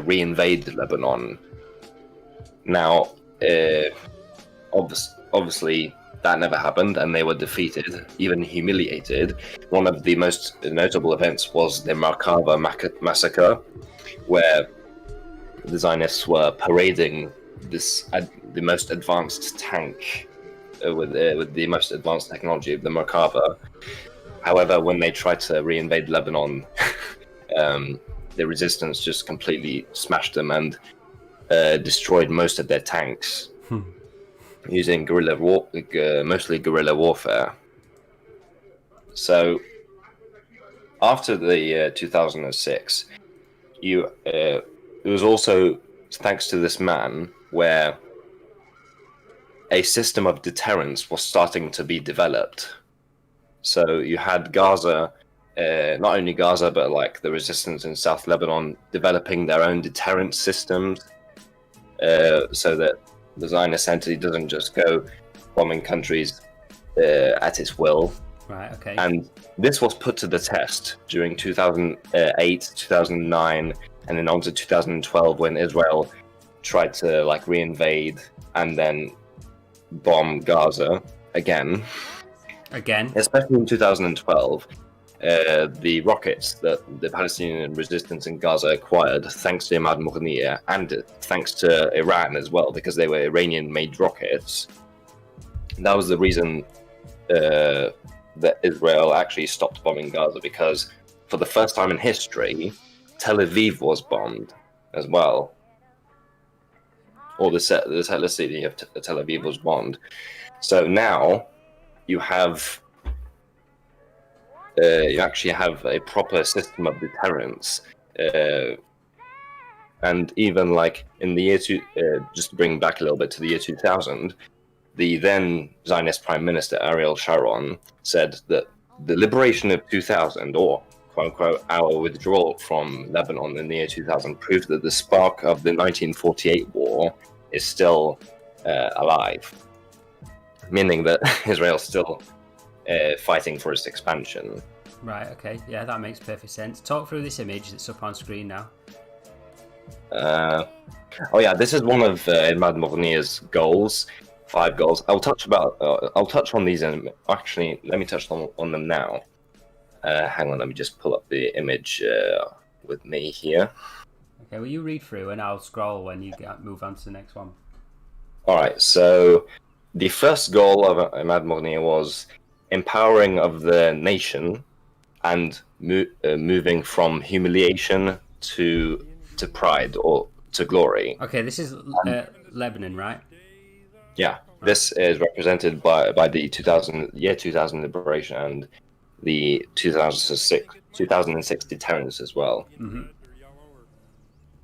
And now, hang on, let me just touch on another thing. After the liberation of 2000 and the deterrence of 2006, you had a massive influx of anti-resistance narratives spun within Arabic media, like Gulf media, such as Al Jazeera, Al Arabiya. And because the Americans realized that this movement really is a threat to their tail in the Middle East. Mm-hmm.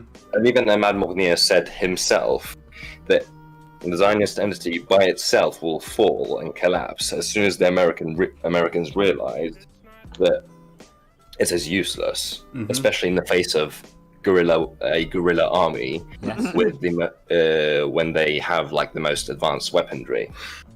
Right. Okay. Well, we've seen this stuff happen in other places. Number 2 here. If you scroll down to the goal number 2. Moving from the position of constant fear towards a system of deterrence, and this was indeed achieved, and it was put to the test, as I said, in 2008 throughout to 2012 with Gaza retaliating. Right. Okay. And if you just scroll to the third point is really important, and this is moving from the position of ready defensive capabilities to ready offensive capabilities. Now, this is an interesting point because what's called the Arab Spring, especially in Syria, had been successful, thankfully it wasn't, like it was in Libya. With Right, the fall of Syria, the Lebanese resistance and subsequently the Palestinian resistance would have been done for, because Syria was historically a huge it was basically a massive Ally. ally, and not only that, they provided material and weapons assistance, and they also served as some kind of a base sometimes. And they even transferred equipment from Iran, as I said, the rockets and so on. So if Syria falls, like the whole Arab struggle would have been set back by at least 70 years or 50 years. Right, yeah, okay.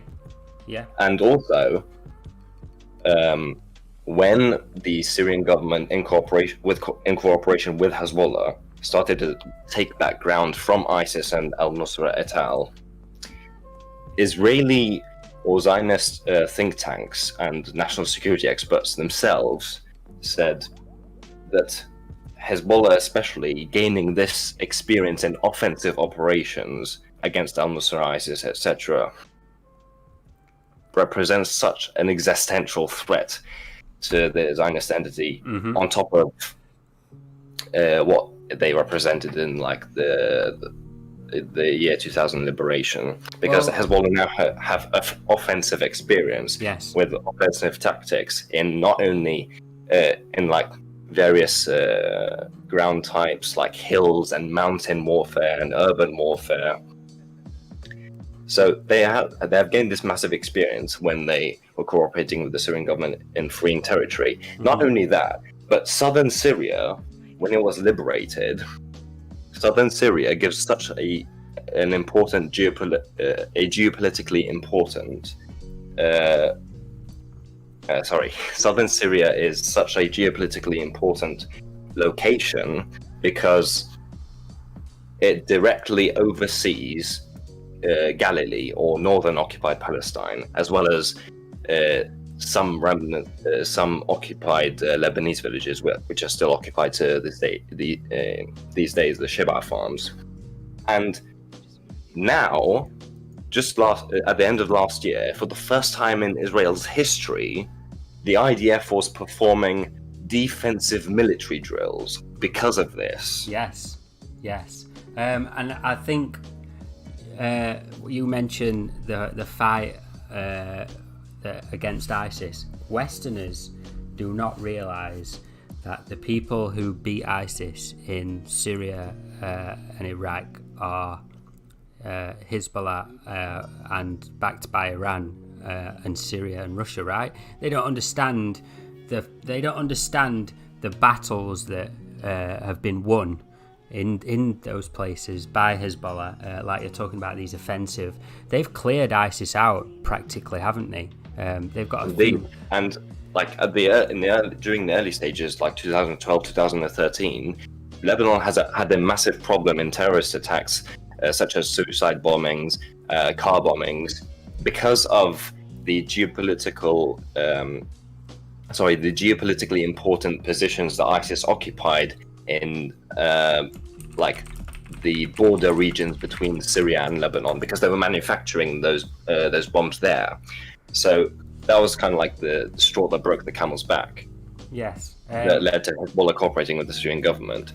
I think there's a brilliant documentary on Redfish about Hezbollah, isn't there? That I recommend everybody goes and watches, because it shows you how normal they are, how they have support of the people and the left, and what they're prepared to do to liberate.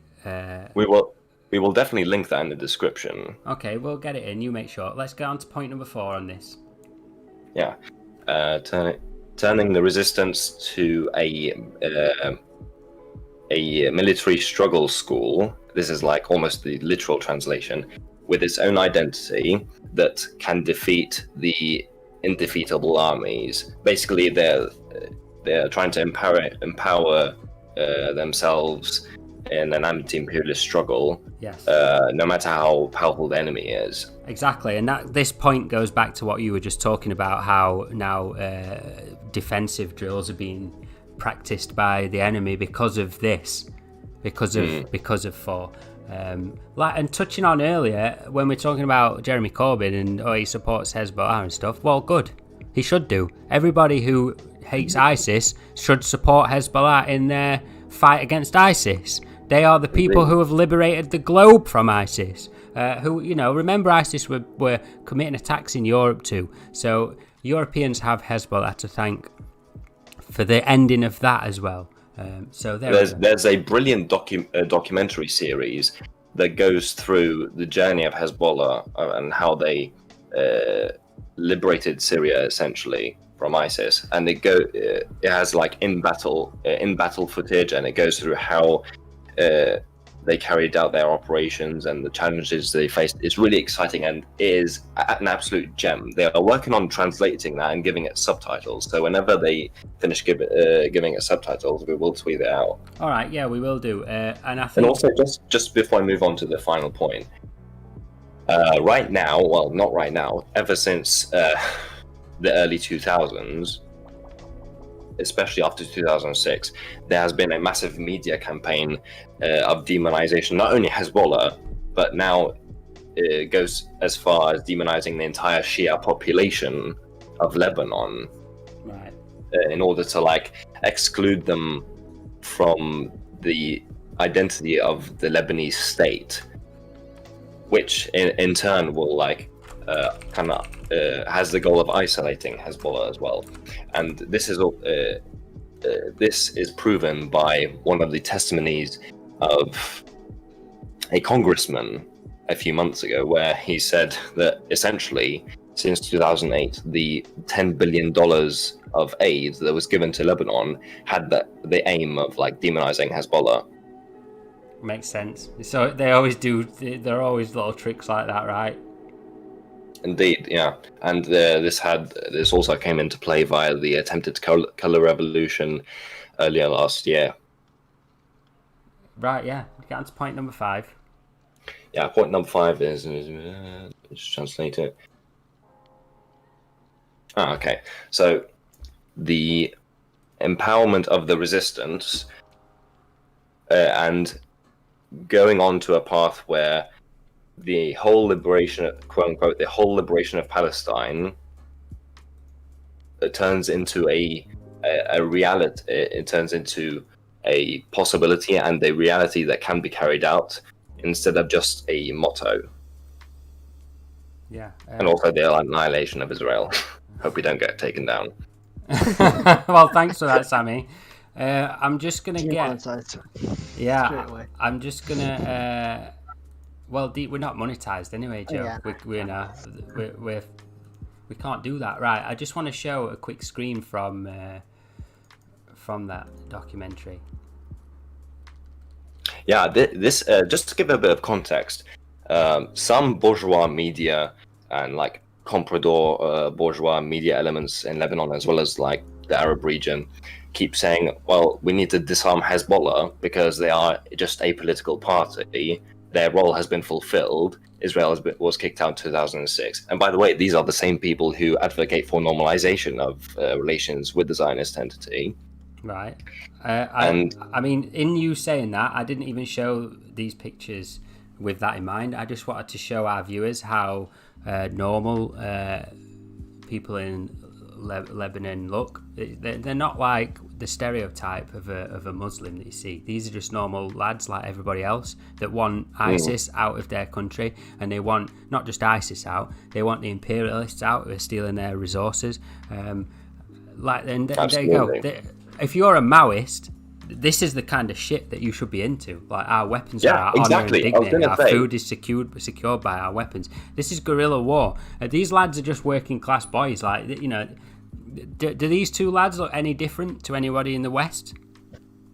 Do they? No. They don't, do they? They look like normal lads. They just look like normal working class lads having a good day at the beach. Exactly. But this is a great documentary. This is from the Redfish one on Lebanon. We'll put it on. Joe, go on. What were you going to say? Yeah, I was going to say... No, hold on, Sammy. Joe was going to say something. I literally wasn't going to say sorry. anything. All right, you were just agreeing. Yeah, I was just agreeing. All right, carry on, Sammy. Yeah, I was just going to say, I think Hezbollah is really underrated, especially within Maoist spheres. Maoists really need to learn about this and even learn from this from time to time. Well, yeah, I mean, People's War in Lebanon is pretty left-wing, right? Yeah. Exactly. There you go. I mean, that's all that matters. That's literally all that matters. Right, so let's just get the picture of the guy up, Sammy, so you can wrap up on this topic. Yeah. Where is he? I believe he's there. There you go. So wrap up on this one, Sammy, and we'll move on to our final topic of the night. Yeah, well, so essentially the legacy of Ahmad Mughniya, I think, lives on, and this man has really gave humanity the highest service, honestly, and his role in this in anti-imperialist resistance cannot be understated. Exactly. It's really difficult to put into words what this man single-handedly has provided for the anti-imperialist struggle, especially within the Arab region. Yes. And it's thanks to him that the resistance, not only in Lebanon but also in Palestine and Gaza, have a defensive capability. Sorry. Not only a defensive retaliation. What was that word? System of deterrence. Yeah, not only a defensive system of deterrence, but also now they have offensive capabilities. Yes. That directly threaten the Zionist entity. Yes. Which is making Israeli think tanks absolutely lose their shit. Nice. Right, so more Middle East with Sammy next week. I think we're going to have to do a proper episode on the Middle East, or possibly, like, I don't know. It will happen soon. Yeah, I mean, the place is worthy of a series, right? You could do a different show for every different country of the Middle East. Their anti-imperialist struggle is so linked and intertwined, and you know, they've all got the same causes and stuff. That's why you see countries like Syria and Iran and Lebanon all working together, because they have a common goal. That's what it's about, right? It's not about who's got the best hammer and sickle logo or whatever. It's about the common goal of the actual movement, and that's why again we have this duty to report the Middle East and how it actually is, I think, because it goes criminally underreported. Yeah, see, I think this is like the reporting, like the BBC, going far back from. No, yeah, you're right. You're right. The BBC reporting of Syria, like like how Assad dropped 2 barrel bombs filled with chlorine gas into his own people in Douma, Syria. That's the. Ooh. And when the OPCW investigated, they got gagged by their own like leader who had been, who had a very partisan relationship and just outright denied the report that some of its own investigators found out that there has been a distorted. The evidence has been distorted to fit the view of the Western media that Assad is against its own people. It's like the same thing with like how they're reporting on China, right? Yes, so, exactly. Let me just say one final thing. Go on. Yeah. At the beginning, when Hezbollah did one of its first operations in Syria, it was called like the operation to liberate Mount Prophet. What was the prophet's name? Mount Prophet Mendu, which oversees the city of Al Qusayr, which was possibly one of the most important in terms of geopolitics, one of the most important strategic cities in the operation of liberating Syria, because it has roots not only to northern Lebanon but to like central Syria, and then to the south towards Jordan and even towards Iraq. So Al Qusayr was really a very important strategic city. And it is when they were winning or starting to win in the battle to free Mount Prophet Mendu, it is that exact time when quote unquote human rights organizations as well as other world leaders were saying, "Oh, Hezbollah's interfering in Syria and committing human rights atrocities." Right, yeah, of course. It's the same. It is point. almost like the same week. Yeah. It's the same. It's funny how similar the Middle East is to, like Vito said, to China when these events happen and how they get reported. Tom, what were you going to say before we move on? I'm just going to say, like, the that story that Vito was talking about, the one where they were saying that President Assad had barrel bombed his own people with chlorine gas. Specific story was used as a pretext for the only British attack on Syria during the Syrian civil war, I do believe, the only direct British Navy attack, which the UK actually did a series on, because I remember my mum and dad watched it at the time, and it was like a 3-part series about life on a destroyer, and like the end of the 3-part series was about the destroyer doing a missile strike on Syria, and it was like being posed as like, oh, look at our boys doing the good work, and you know, it had been like 2 episodes to build up, and it came out that the facility that they struck with the missiles like was only a purported chemical weapons research lab that had been assumed to be a chemical weapons research lab from satellite imagery, and we know how reliable our satellite friends are when it comes to accurate reporting on what satellite images are. ASPI. Yeah, ASPI. And I would imagine that it was probably ASPI's doing that got that specific site in Syria hit by British Tomahawk missiles, which is horrific. And you know, another mark of shame to stick onto the butcher's apron. Not like there's not enough anyway. Right. Yeah. Well, you completely. You know, it shows how the narrative is theirs, and just like dipping their toes into the battle is up to them whenever they want as well. I don't know what virtue signal that they're a threat. I don't get it. I guess that's why Britain just launched one single attack and had to generate all this fake news, drop some ordnance and justify some more spending. It's like when the council dig up the road, isn't it, to get more budget? Is it that sort of thing? It was like it was some bullshit about there was like a red line. It was when Obama was still in power, I believe, and it was when Assad crossed this metaphorical red line, which was the use of chemical weapons, which was never confirmed, and it's now largely believed that it was a false flag attack done by the white helmets and their accomplices. I don't know whether that's completely confirmed, but like that's the kind of prevailing narrative now, is that it was a false flag and that there was no chemical weapons attack by President Bashar al-Assad. But without issuing a declaration of war, the United Kingdom sailed one of its destroyers into the Syrian waters and fired Tomahawk missiles at the Syrian coast.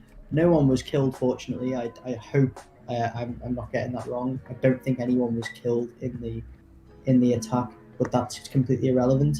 If Syria drove its warboats up to the British shores and started firing missiles at Britain, I think there'd be something to say about that issue. But obviously, when Britain does it, it just gets made into a documentary. It's very strange, isn't it? It's very strange that we can get away with that. Right, last topic of the night, because we've gone on for quite a long time, but we've got to get Joe to update us on Ecuador. If you watched Joe's episode on Ecuador on our channel on Thursday, you'll already be up to date. If not, go pause the stream here, watch that one, and then catch yourself up with what's gone on in Ecuador. Or just listen and spoil the ending for yourself. But Joe, take it away. Alright, so I don't know how much time I've got. I'll try and be as quick as You've possible, got about 15-20 minutes, I'd say. Alright, so the picture on the screen there is a meeting of the OAS. And this is I'm really talking about this bit here because I just want everyone who's watching it to basically understand what the OAS is first. It's it's the Organization of American States, nearly all the states in the Americas are part of it. It's kind of like an economic, political kind of organization.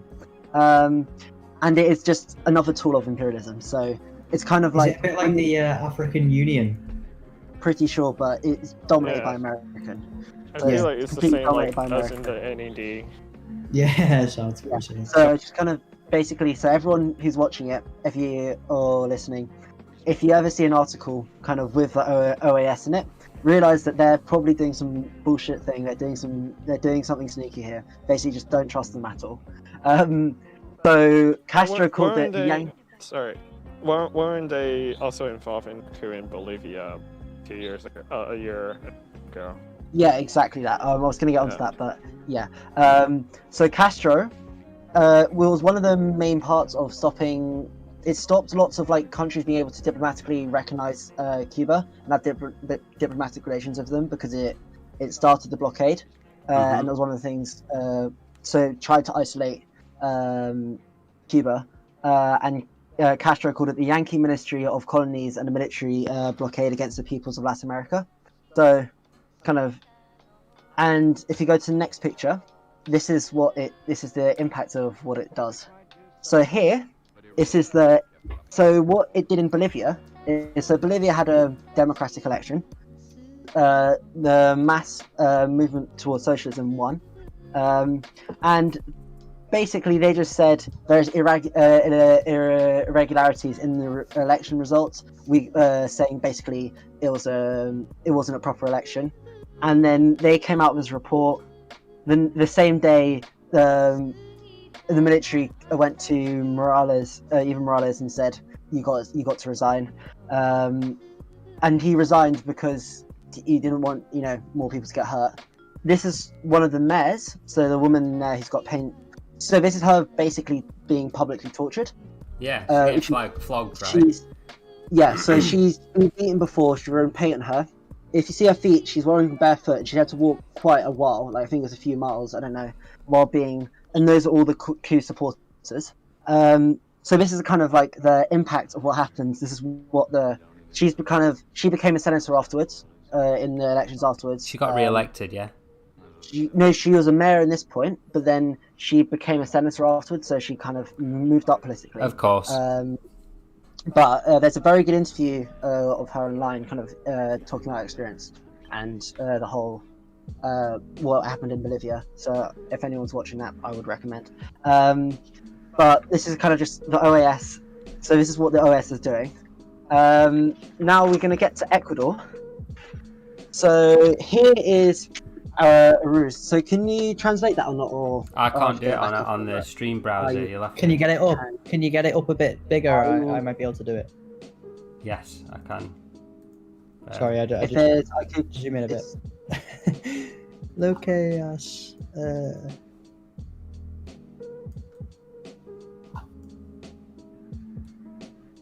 If not, I can find it quickly online. You should be able to see that, Tom.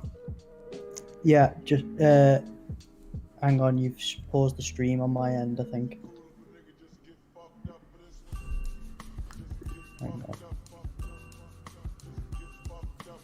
I've got it here, so I can just say the translation. Yeah, for yours is probably better than my bastardization anyway when the stream comes back.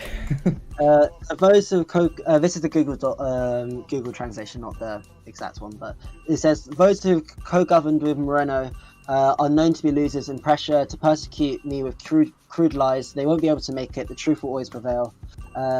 They will not be able to continue blackmailing or deceiving justice. The Ecuadorian people will not allow a new blow to democracy. So, what's this is hopefully soon to be President Andrés Arauz, who's the left-wing candidate. He's basically saying at this point, he's trying to kind of warn off the kind of threat of the OAS and of interfering into the elections. So they've already started saying that there's the current electoral problem is that Arauz won the election by 32%. Then the next two candidates is one ultra-left candidate and one neoliberal candidate. They basically got the neoliberal candidate got a tiny bit more than the ultra-left one, but they're best friends, and they're working together at the moment to get a recount. Mm-hmm. So they've successfully got a recount in in the most popular province, and they've got 50% review of the votes in 16 other provinces. So, and the OAS are currently the electoral observers, and the person that's heading the mission for the OAS in Ecuador is this, who's the former vice president of Panama, who's very right wing and he's very right wing when in office and did loads of like right wing stuff when in office. So clearly not exactly like a very biased kind of electoral observer here. And what they're trying to do is there's kind of two things here. They're trying to either get Yaku, the ultra left who came third. They're trying to get him into the final round of the elections because I think the OAS and America think that he's going to win. And if you watch the podcast, you know that his party was trained by the NDI, which is a part of the NDI. Of course. And also, and kind of like he's so open to America. It's when he's meant to be this leftist, he calls himself an eco-socialist, but he's This is the one with Extinction Rebellion backing as well, right? Yeah, exactly. So, as you see in the podcast, he's really kind of into. He's really kind of funded by America, very pro-America.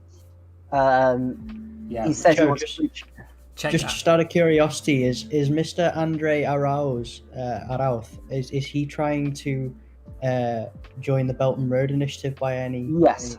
Yes. Yes. Okay. So, I wonder why. So with before they had Rafael Correa, and this is where the movement's kind of named after. So in Venezuela, you have Chavismo, which is like Chavez. Yeah. In Ecuador, you've got Correismo, which is Correa, and he and one of the big things he did is that he traded with China. So a lot of the oil they produce in Ecuador went to China, started buying it, and then that was like was seen as kind of like so. And then when the neoliberal person came into power, Lenin Moreno, they kind of stopped that, and he wants to. And now Andrés Arauz has already said he's open to trade with China. He's open to trade with like anyone who wants to trade with us. So he's very open. That might as well just be putting a big, massive target on your head at this point in time. Like anyone who says, it's also needed, but like China, they do because the Belt and Road Initiative is kind of like number one. It's effective and it helps the country develop, and the country needs developing. So it's kind of, they know that they'll get the support. Unlike I mean, in that episode we saw what happens in Haiti, and kind of like when America comes and supports a place and turns into, as Fran said, there's Korean work camps. So I don't think he really wants Korean work camps in Ecuador. Yeah. So, and one thing with China as well, when they come in and do the Belt and Road Initiative work, one of the kind of preconditions for the investment is that the work is conducted by Chinese workers, right? And now a lot of people have criticized China for this, saying, they refuse to use local workers and all this. But this actually prevents price gouging, and it prevents the local contractors from basically subbing out to people and giving them poverty wages. So it's actually to prevent people from being exploited. But it's been spun by the West as kind of like, an evil thing. So yeah, there wouldn't be Chinese work camps in Ecuador if the Belt and Road came, because the Chinese workers would do the infrastructure construction, and Ecuadorian workers would be allowed to continue with the normal goings on of their economy, which is why these schemes are so successful as well, because there is no kind of pausing in the national infrastructure effort of the country, because all of the other work is being done by an outside power, if that makes sense. Sorry, I'll let you get back on. That was just a miniature interjection there. So there's kind of two kind of like things where America the capitalist class in general are trying to steal the elections from Ecuador, trying to stop the left getting to power. So this is Colombia, this is their influence here. So they're currently sending down this Colombian prosecutor, who is best friends with it says the Grand Amigo de Duque desde Jaque, was 25 years. So he's been best friends with the president of Colombia for 25 years, and the president of Colombia the Duke Is he a duke or something? No, he's not. That's his name. His name is Duke. That's a terrible name. But so this person's coming down to Ecuador, and they're trying to legitimize this smear. It's very similar to with the Corbyn and the IRA, where there's this because in Colombia there's their left-wing kind of struggle was a civil war, really. So they had FARC, which is the most famous group, and then there's the ELN, which is National Liberation Army. Is a smaller size of that kind of struggle. So it's a guerrilla warfare against right-wing militias and the government. They're trying to say that this kind of militia group in Colombia has links to the Citizens' Revolution, which is the movement of Andrés Arauz, which is it's the same with the Corbyn thing, where I support the National Liberation Army, but it's just there is no connection. It's not true, and they tried to do the same thing again with Correa. So what before in 2006 when they did the exact same thing, they said he's got connections to FARC. It's not true, but they're trying to smear it, just to try and show that maybe there's election irregularities, so they can justify the eventual coup, which they're trying to kind of propagate. Mm-hmm. Same story. So this guy here is this prosecutor who's best friends with the president of Colombia, is going to to Ecuador to say basically to show everyone about the connections they have. It's bullshit. And one of the reasons why it's bullshit is because in 2018 when his best friend got elected, you see there, you can kind of see in the Spanish, Petro was the left-wing candidate. They made up some there's another article which is in English. I forgot that one there. That one here. So this prosecutor here getting laughed at for basically he was saying that they made up this he said he'll go and sue the left-wing candidate in Colombia. Everyone was laughed at. He's a complete joke. But then he's now kind of being treated as this official source to smear this group so they can stop them getting to power, which is I know. And this smear has been denounced by the ex-president of Colombia and the ex-foreign minister. So it's just this is just a very big lie, which they're trying to ruin the kind of left-wing chance to get into power, which is somewhat ironic considering the fact that the Democrats are trying to get Trump impeached for a coup. For him trying to claim that they stole an election while they're stealing an election of Ecuador. Well, of course. Which is kind of linked it back to the very beginning. Of course. I mean, literally, everything that we talk about every week is linked. Every story is linked to every other. We've managed to go from the USA to China to the UK to the Middle East to South America tonight, and everywhere in between, and everywhere's feeling the same pinch. It's the same case. Don't forget we organically managed to praise the IRA tonight, as well. That wasn't even one of the topics, so that's good going. There you go. And it's also quite there's a thing earlier where basically the Maoist party. So this is the former ex-president of Colombia denouncing the connections to the ELN. Basically just saying they're not true. It's bullshit. They did this in 2006. It didn't work. It's not going to work again. But they're doing this. It kind of shows that they do the same tricks again. So it's not. So if there's another left-wing kind of movement similar to Corbyn ever in the UK, they will say that anti-Semitism stuff. They'll say the IRA things. These are things which they will repeat the same. Yeah, exactly. Exactly. I mean, anybody. I mean, Americans can relate to this because this is what they did to Bernie Sanders, right? It's as simple as that. It's the same story. It's the same playbook. I spoke to many Americans around the time when the Democratic primaries were happening, right when they when they shafted Bernie most recently, and a large part of them were saying I saw the very similar sentiment. They were saying at least Bernie's Jewish, so they can't use the anti-Semitism slur on him. Well, they And tried. I saw that so much. I mean, yeah, they tried. They tried to call a Jew an anti-Semite. Like, it's hilarious. Right, Well, I mean, they get away with that. They do get away with that stuff in the UK. Like, there's a lot of, because he's not that critical of Israel. He's like, but once there's a lot of Jews that do get kind of like called, kind of like, you know, they're not actually Jewish because they're more critical. And I've seen that happen where Jews, which are Jewish people, get called kind of like traitors and stuff like that, which is I know, pretty bad.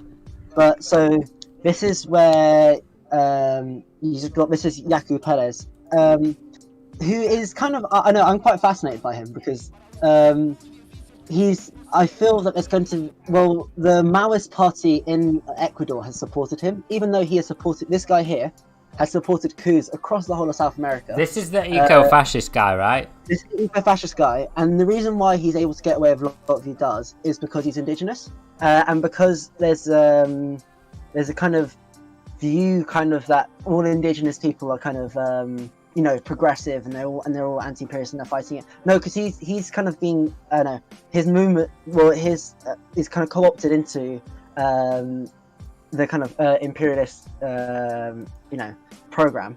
So he's part of the structure just as much as, but you can see there's like there's a Maoist party in Ecuador that supports him over the left-wing candidate, the actual one who's actually anti-imperialist, kind of just because of they hate them so much, which is, I think you kind of see that a lot in the West, where people kind of will just kind of take these you know, stupid takes where they're not supporting the kind of person that she needs support at that time. So I think there's a thing to be said Didn't about the that. CIA back in the 80s in Nicaragua like channel money to their own quote-unquote indigenous group to like smear the Sandinistas, or say that the Sandinistas were carrying out human rights violations and whatnot? They probably did. I'm not 100% sure, but I'm pretty sure they did. It sounds something like they would do, especially with the Sandinistas. Yeah, I think that Morburn brings this up like from time to time. It's quite interesting. I'm exceptionally shocked that Maoists would side with a reactionary over the left wing, though. That doesn't sound very on. I was literally gonna say, why does this guy remind me of Settlers? I was just gonna say, is this Jay Sakai? We finally found out who he actually is. Yaku Sakai. That's not his actual name as well. He originally called like Gabriel, like kind of a more Spanish name, but he changed it to be more indigenous. Jupiter is asking in the chat, how is he an eco-fascist? Well, basically, Jupiter, the guy is a fascist, and he's if you watch our Ukraine episode, Joe goes into there's a Grey Zone article linked to that video. Go and read that article on him. It basically talks about how he's funded by the NED and how he supports all these other fascist coups, and how he's an eco-fascist in the fact that he's got Extinction Rebellion's backing, and the fact that his policies are all like progressive, green, but still capitalist. He's like an extreme radical No, liberal. but basically he's got but he's basically, with the indigenous movement, there is a kind of, I believe there's a legitimate kind of argument you can have with socialists where basically they want to protect their land, but Ecuador is a very poor country.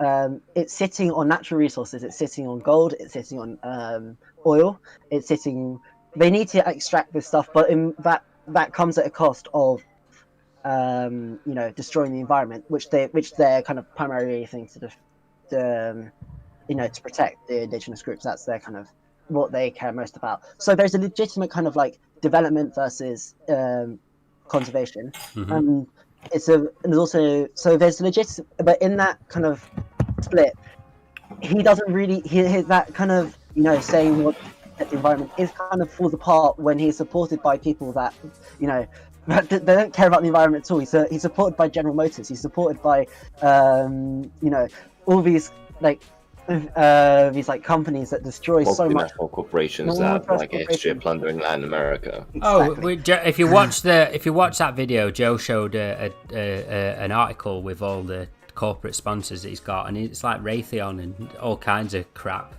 sponsoring him. I mean, like, if you've got anything like the Raytheon, like the Aspie kind of sponsorship list, Oh, it's then worse. I'm not. It's longer touching than you with that. a fucking It's longer than that. hardball. It's longer than that. It's everyone. Even Joe noticed that the United Fruit Company sponsor him. Oh no! Come on, how on the nose can you get? Like, that's literally saying like. And then come on. he's the big thing with him is that like he's indigenous, but the reason why it kind of like his kind of it shows that he's not really kind of like with the socialist movement at all, and this is where so Evo Morales, he came back to power. He had this huge speech in front of literally 1 million people, and indigenous leaders across the whole of the continent got invited to it, but he did not. And the reason why, they asked him about it, saying, "Why did you support it or not?" And he said, Evo Morales said, "Why didn't you get invited?" And he was like, he supported the coup. He was an enemy to us, and that was a fascist coup that took place against indigenous people. Yeah, the because picture what we happened, saw at the start. one of the big things about the coup itself was it was very racist. It was so the new president comes in, and she comes into the presidential palace holding a Bible, saying we brought this back because he promoted indigenous rights because he's indigenous himself, Evo Morales. Mm-hmm. He lots of the military cut off the indigenous flag, so they only had the Bolivian flag. Yes, we saw them doing that on their uniform, cutting the patch off. Yeah, exactly. So he's seen by that movement there as kind of like, you know, he isn't like when every indigenous leader who kind of like most indigenous leaders got invited to go, the all of them said no. He's part of the, you know, he's part of the American establishment. He's part of the imperialist kind of system. We're not inviting him. I remember when. Sorry, I was going to say. I remember when the recent elections happened and Mass won. And there was like a group of like coup supporters outside like the kind of assembly hall, like doing a demonstration. But there was massive crowds of workers and indigenous rights people standing against them, chanting "fascistas, golpistas" over and over again, which is like fascists and then like coup makers. Like there isn't really a word for golpista in English, like coup supporter, coup maker. So like they were very heavily associating anyone being pro-coup with fascism, and they were saying it out loud. So like, you know, it's not just I'm just making it clear that it's not just your opinion, you know, that these were fascists. It was the opinion of the vast majority of Bolivians as well. After the election. And the fact is that, and the Bolivians had to fight for them to get another election. They had to, like, you know, shut down the country. Like the government tried to flee, and they literally shut down literally all the roads, so they couldn't escape. Which is kind of, they literally just shut down. They had to fight just to have the election the year later to undo the coup. But hopefully, I know they're all, you know, Ecuador, because they've got a lot of support from, you know, even Morales has come out saying supporting them out, and then they've got allies in the region. So hopefully they're able to, you know, because it is the most popular movement, and there's a reason why the OAS and the other forces in the region are trying to stop the election. They're trying to change it. They're doing recounts and whatever just to stop, because they know that the left will win. Yes. If they had a fair fight. So, you know, if we had a fair fight, they'll have quite scared. So that's kind of it. Right. Okay. So when's the next? When are we going to see an end to this? When are we going to know? The next election is on the 11th of April. Right. Okay. And that's quite an important date because there's also Peru election, and this is, as you were saying earlier with like kind of the Arab world, it's all very quite similar. Yeah. It's mainly because they've got similar material conditions, so they're kind of living under, and they've got similar governments and they've got similar culture. So it makes political movements happen across the whole region.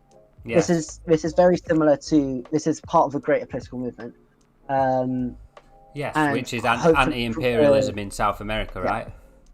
Yeah, exactly. Okay, yeah. And that is kind of on the rise at the moment. So hopefully by 12th of April, it's kind of, we've got a new left-wing government in Ecuador. We've got potential new left-wing government in Peru, and that's, you know, a much better there than having too many liberals. And the reason why this is so important is because if Venezuela has another ally, and Venezuela does a huge amount of like kind of, and Cuba as well, but they do a huge amount of like international kind of helping out other movements.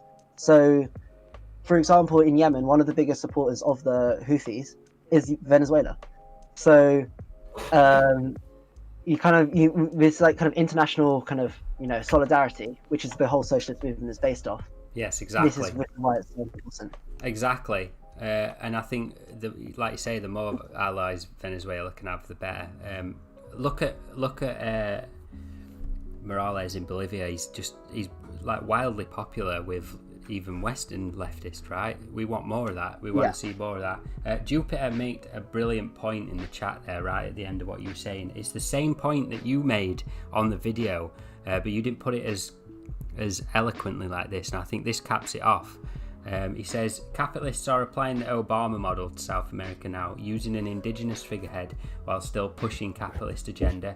Fred Hampton predicted this. Now, yeah, in the stream on Ecuador, you said that you thought that this eco-fascist guy was like the new way America was going to try and promote themselves through like social democratic means rather than somebody like Pinochet, for example. So I think that proves it right. More people spot it. It doesn't look like anything else, does it?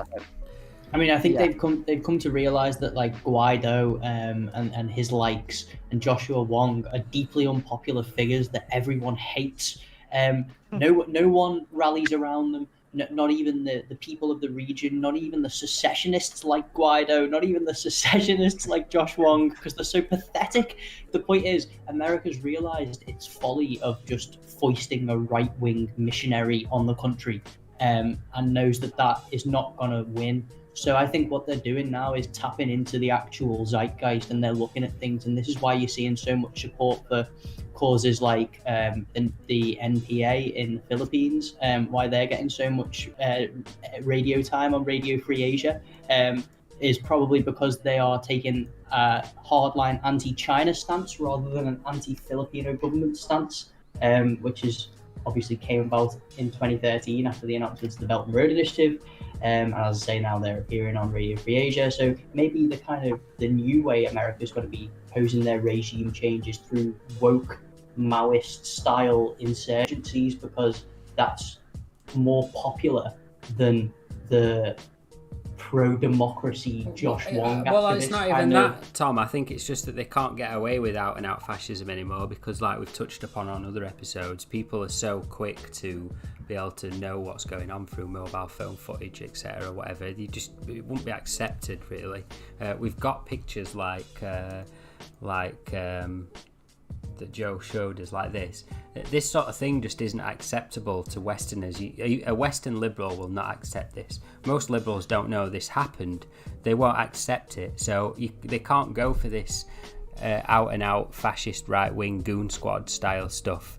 They have to get these woke alternates. I think you're right. I don't know about the CPP. I mean, a lot of this comes down from the West, though, because like this, the reason why I think he gets quite a lot of support, this eco-socialist guy, the eco-fascist, is because he's supported by Extinction Rebellion, which is a Western movement. Yes, and it's kind of which makes it important on our part, is to kind of call out Extinction Rebellion, and even like I think Extinction Rebellion might have started off with like good intentions, whatever, but it's kind of like, because it's quite difficult because there's a lot of these movements where nowadays where you have kind of Extinction Rebellion just is kind of being against climate change.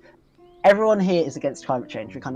But but that's all they kind of stand for on principles. So they don't really have any principles. So you can use that for anything you want. So I think they're kind of seeing it as kind of, let's use that to kind of support these other things. So we can. So I feel that maybe Black Lives Matter, they will use that as a way to do other things where everyone supports Black Lives Matter unless you're a racist, but they'll use it in kind of sinister ways to kind of.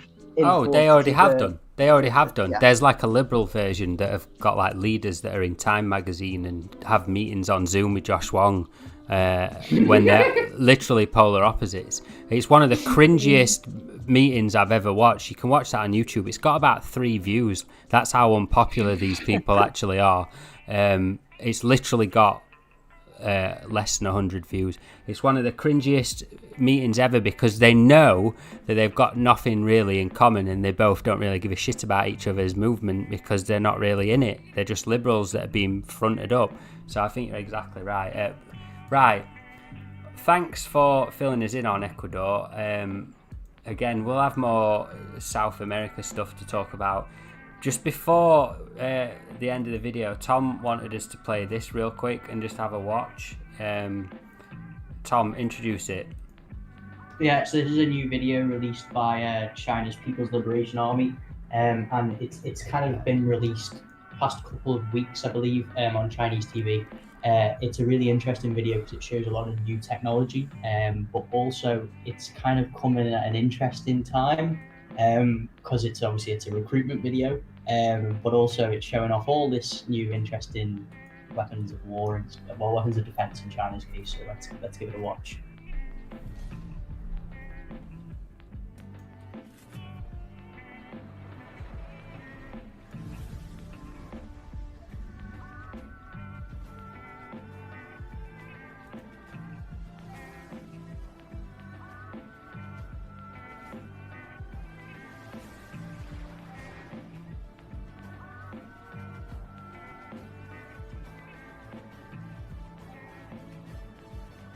实现强军目标，建设世界一流军队，依法服兵役，参军我光荣。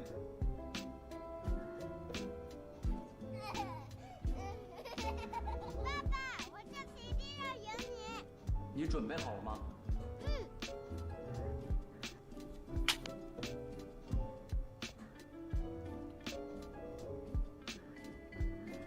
哦。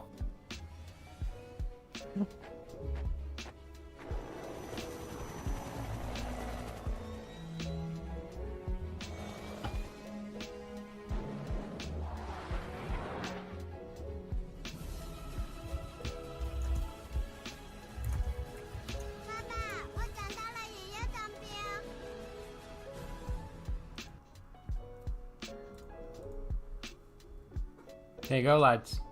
Right, so the reason I wanted to show that was just because in the West, the only things we ever hear about the Chinese military is either that it's scary and huge or outdated, terrible and bad. Now, hopefully that video kind of disproves that to some of our American and Western viewers. Good luck to the American army facing that fleet of attack helicopters. You know, wish you luck. And also, the display there was the... No, me too, Sammy. It was ironic. But also there was the Dongfeng 26 surface anti-ship ballistic missile that was seen on the back of those carriers. Now, if you saw in the video there was probably about 200 or 300 of those things. Each one of those is built to kill an American ship. So the day that America thinks it's coming in to do the Opium Wars Part 2, Electric Boogaloo in the South China Sea, it's going to get the mother of all horrible surprises when they think it's raining, but it's not actually rain, it's actually just parts of their comrade ships blown to pieces by the Dongfeng 26 Eastern Wind Protector missile. Good night, comrades. What an ending. Yeah, I mean, if anybody could sell the PLA, it's Tom, right? Yeah. That's the plan. I'm hoping that somebody catches on and gets me as a recruiter. Yeah, you need to get paid for this. As always, it's been a pleasure, lads. Don't forget to subscribe to us on YouTube, on Twitter, we've got a subreddit that some of the Tom and some of the fans, listeners moderate. So join in on there. Thanks to, if you're still watching on the Canada Files channel, I don't know what's going to happen when I press unlive. This might just go on Aidan's channel forever. But if you've been listening on the Canada Files, we're Mango Press. You can find us on Twitter at Mango. Is this us? It's not us. I think that's from an old episode. You can get us on Twitter at mango-press. Hyphen, I believe. No, underscore, sorry. No, underscore. Yeah, underscore. As always, check us out at mango-press.com. There we go. I'll get it right that time. Thanks, Joe, for filling us in. No worries. Don't forget, we've got a Patreon. If you like listening to us and you want to chuck us a couple of quid to keep us going, keep us website up to date. We're sorting out our translation stuff, so we're going to get all his articles into as many languages as possible. We appreciate all support that we get from our Patreon. Make sure you also remember you'll actually get like access to our Discord as well as soon as you become a Patreon. Yes, and we've got some. Hold on, we've got some news in regards to that we're working out at the minute. Because at the minute we want something to get our fans on Patreon interacting with us a bit. So we've got something in the works for that. Go on, Esh. Oh, I'm just saying, in addition, be sure to like and subscribe and leave a comment below. So that again, Esh, you broke out. Leave a comment below for those who are still listening. All right. Yeah, comment what your favorite Chinese fighter jet is. All right, yeah. Maybe something a bit more less specific. I don't know. Well, no, that also because it helps with the algorithm and stuff, not just likes. Yeah. Yeah, exactly. Like, Stop revealing the secret, Sammy. Whoopsie. Yeah, guys, thanks for joining us. I'm going to turn the music up for a bit, so all of you keep quiet, and I'll be muting you as always, Sammy. Wait, hang on. Happy Valentine's Day, and I send out my love to all the singles out there. You know, just to make up for it. Sammy. Stop simping. My God, Sammy. Simping in the last seconds of the cast. Terrible. Spreading the love. It's a word, but... See you later, everyone. And happy Chinese New Year as well.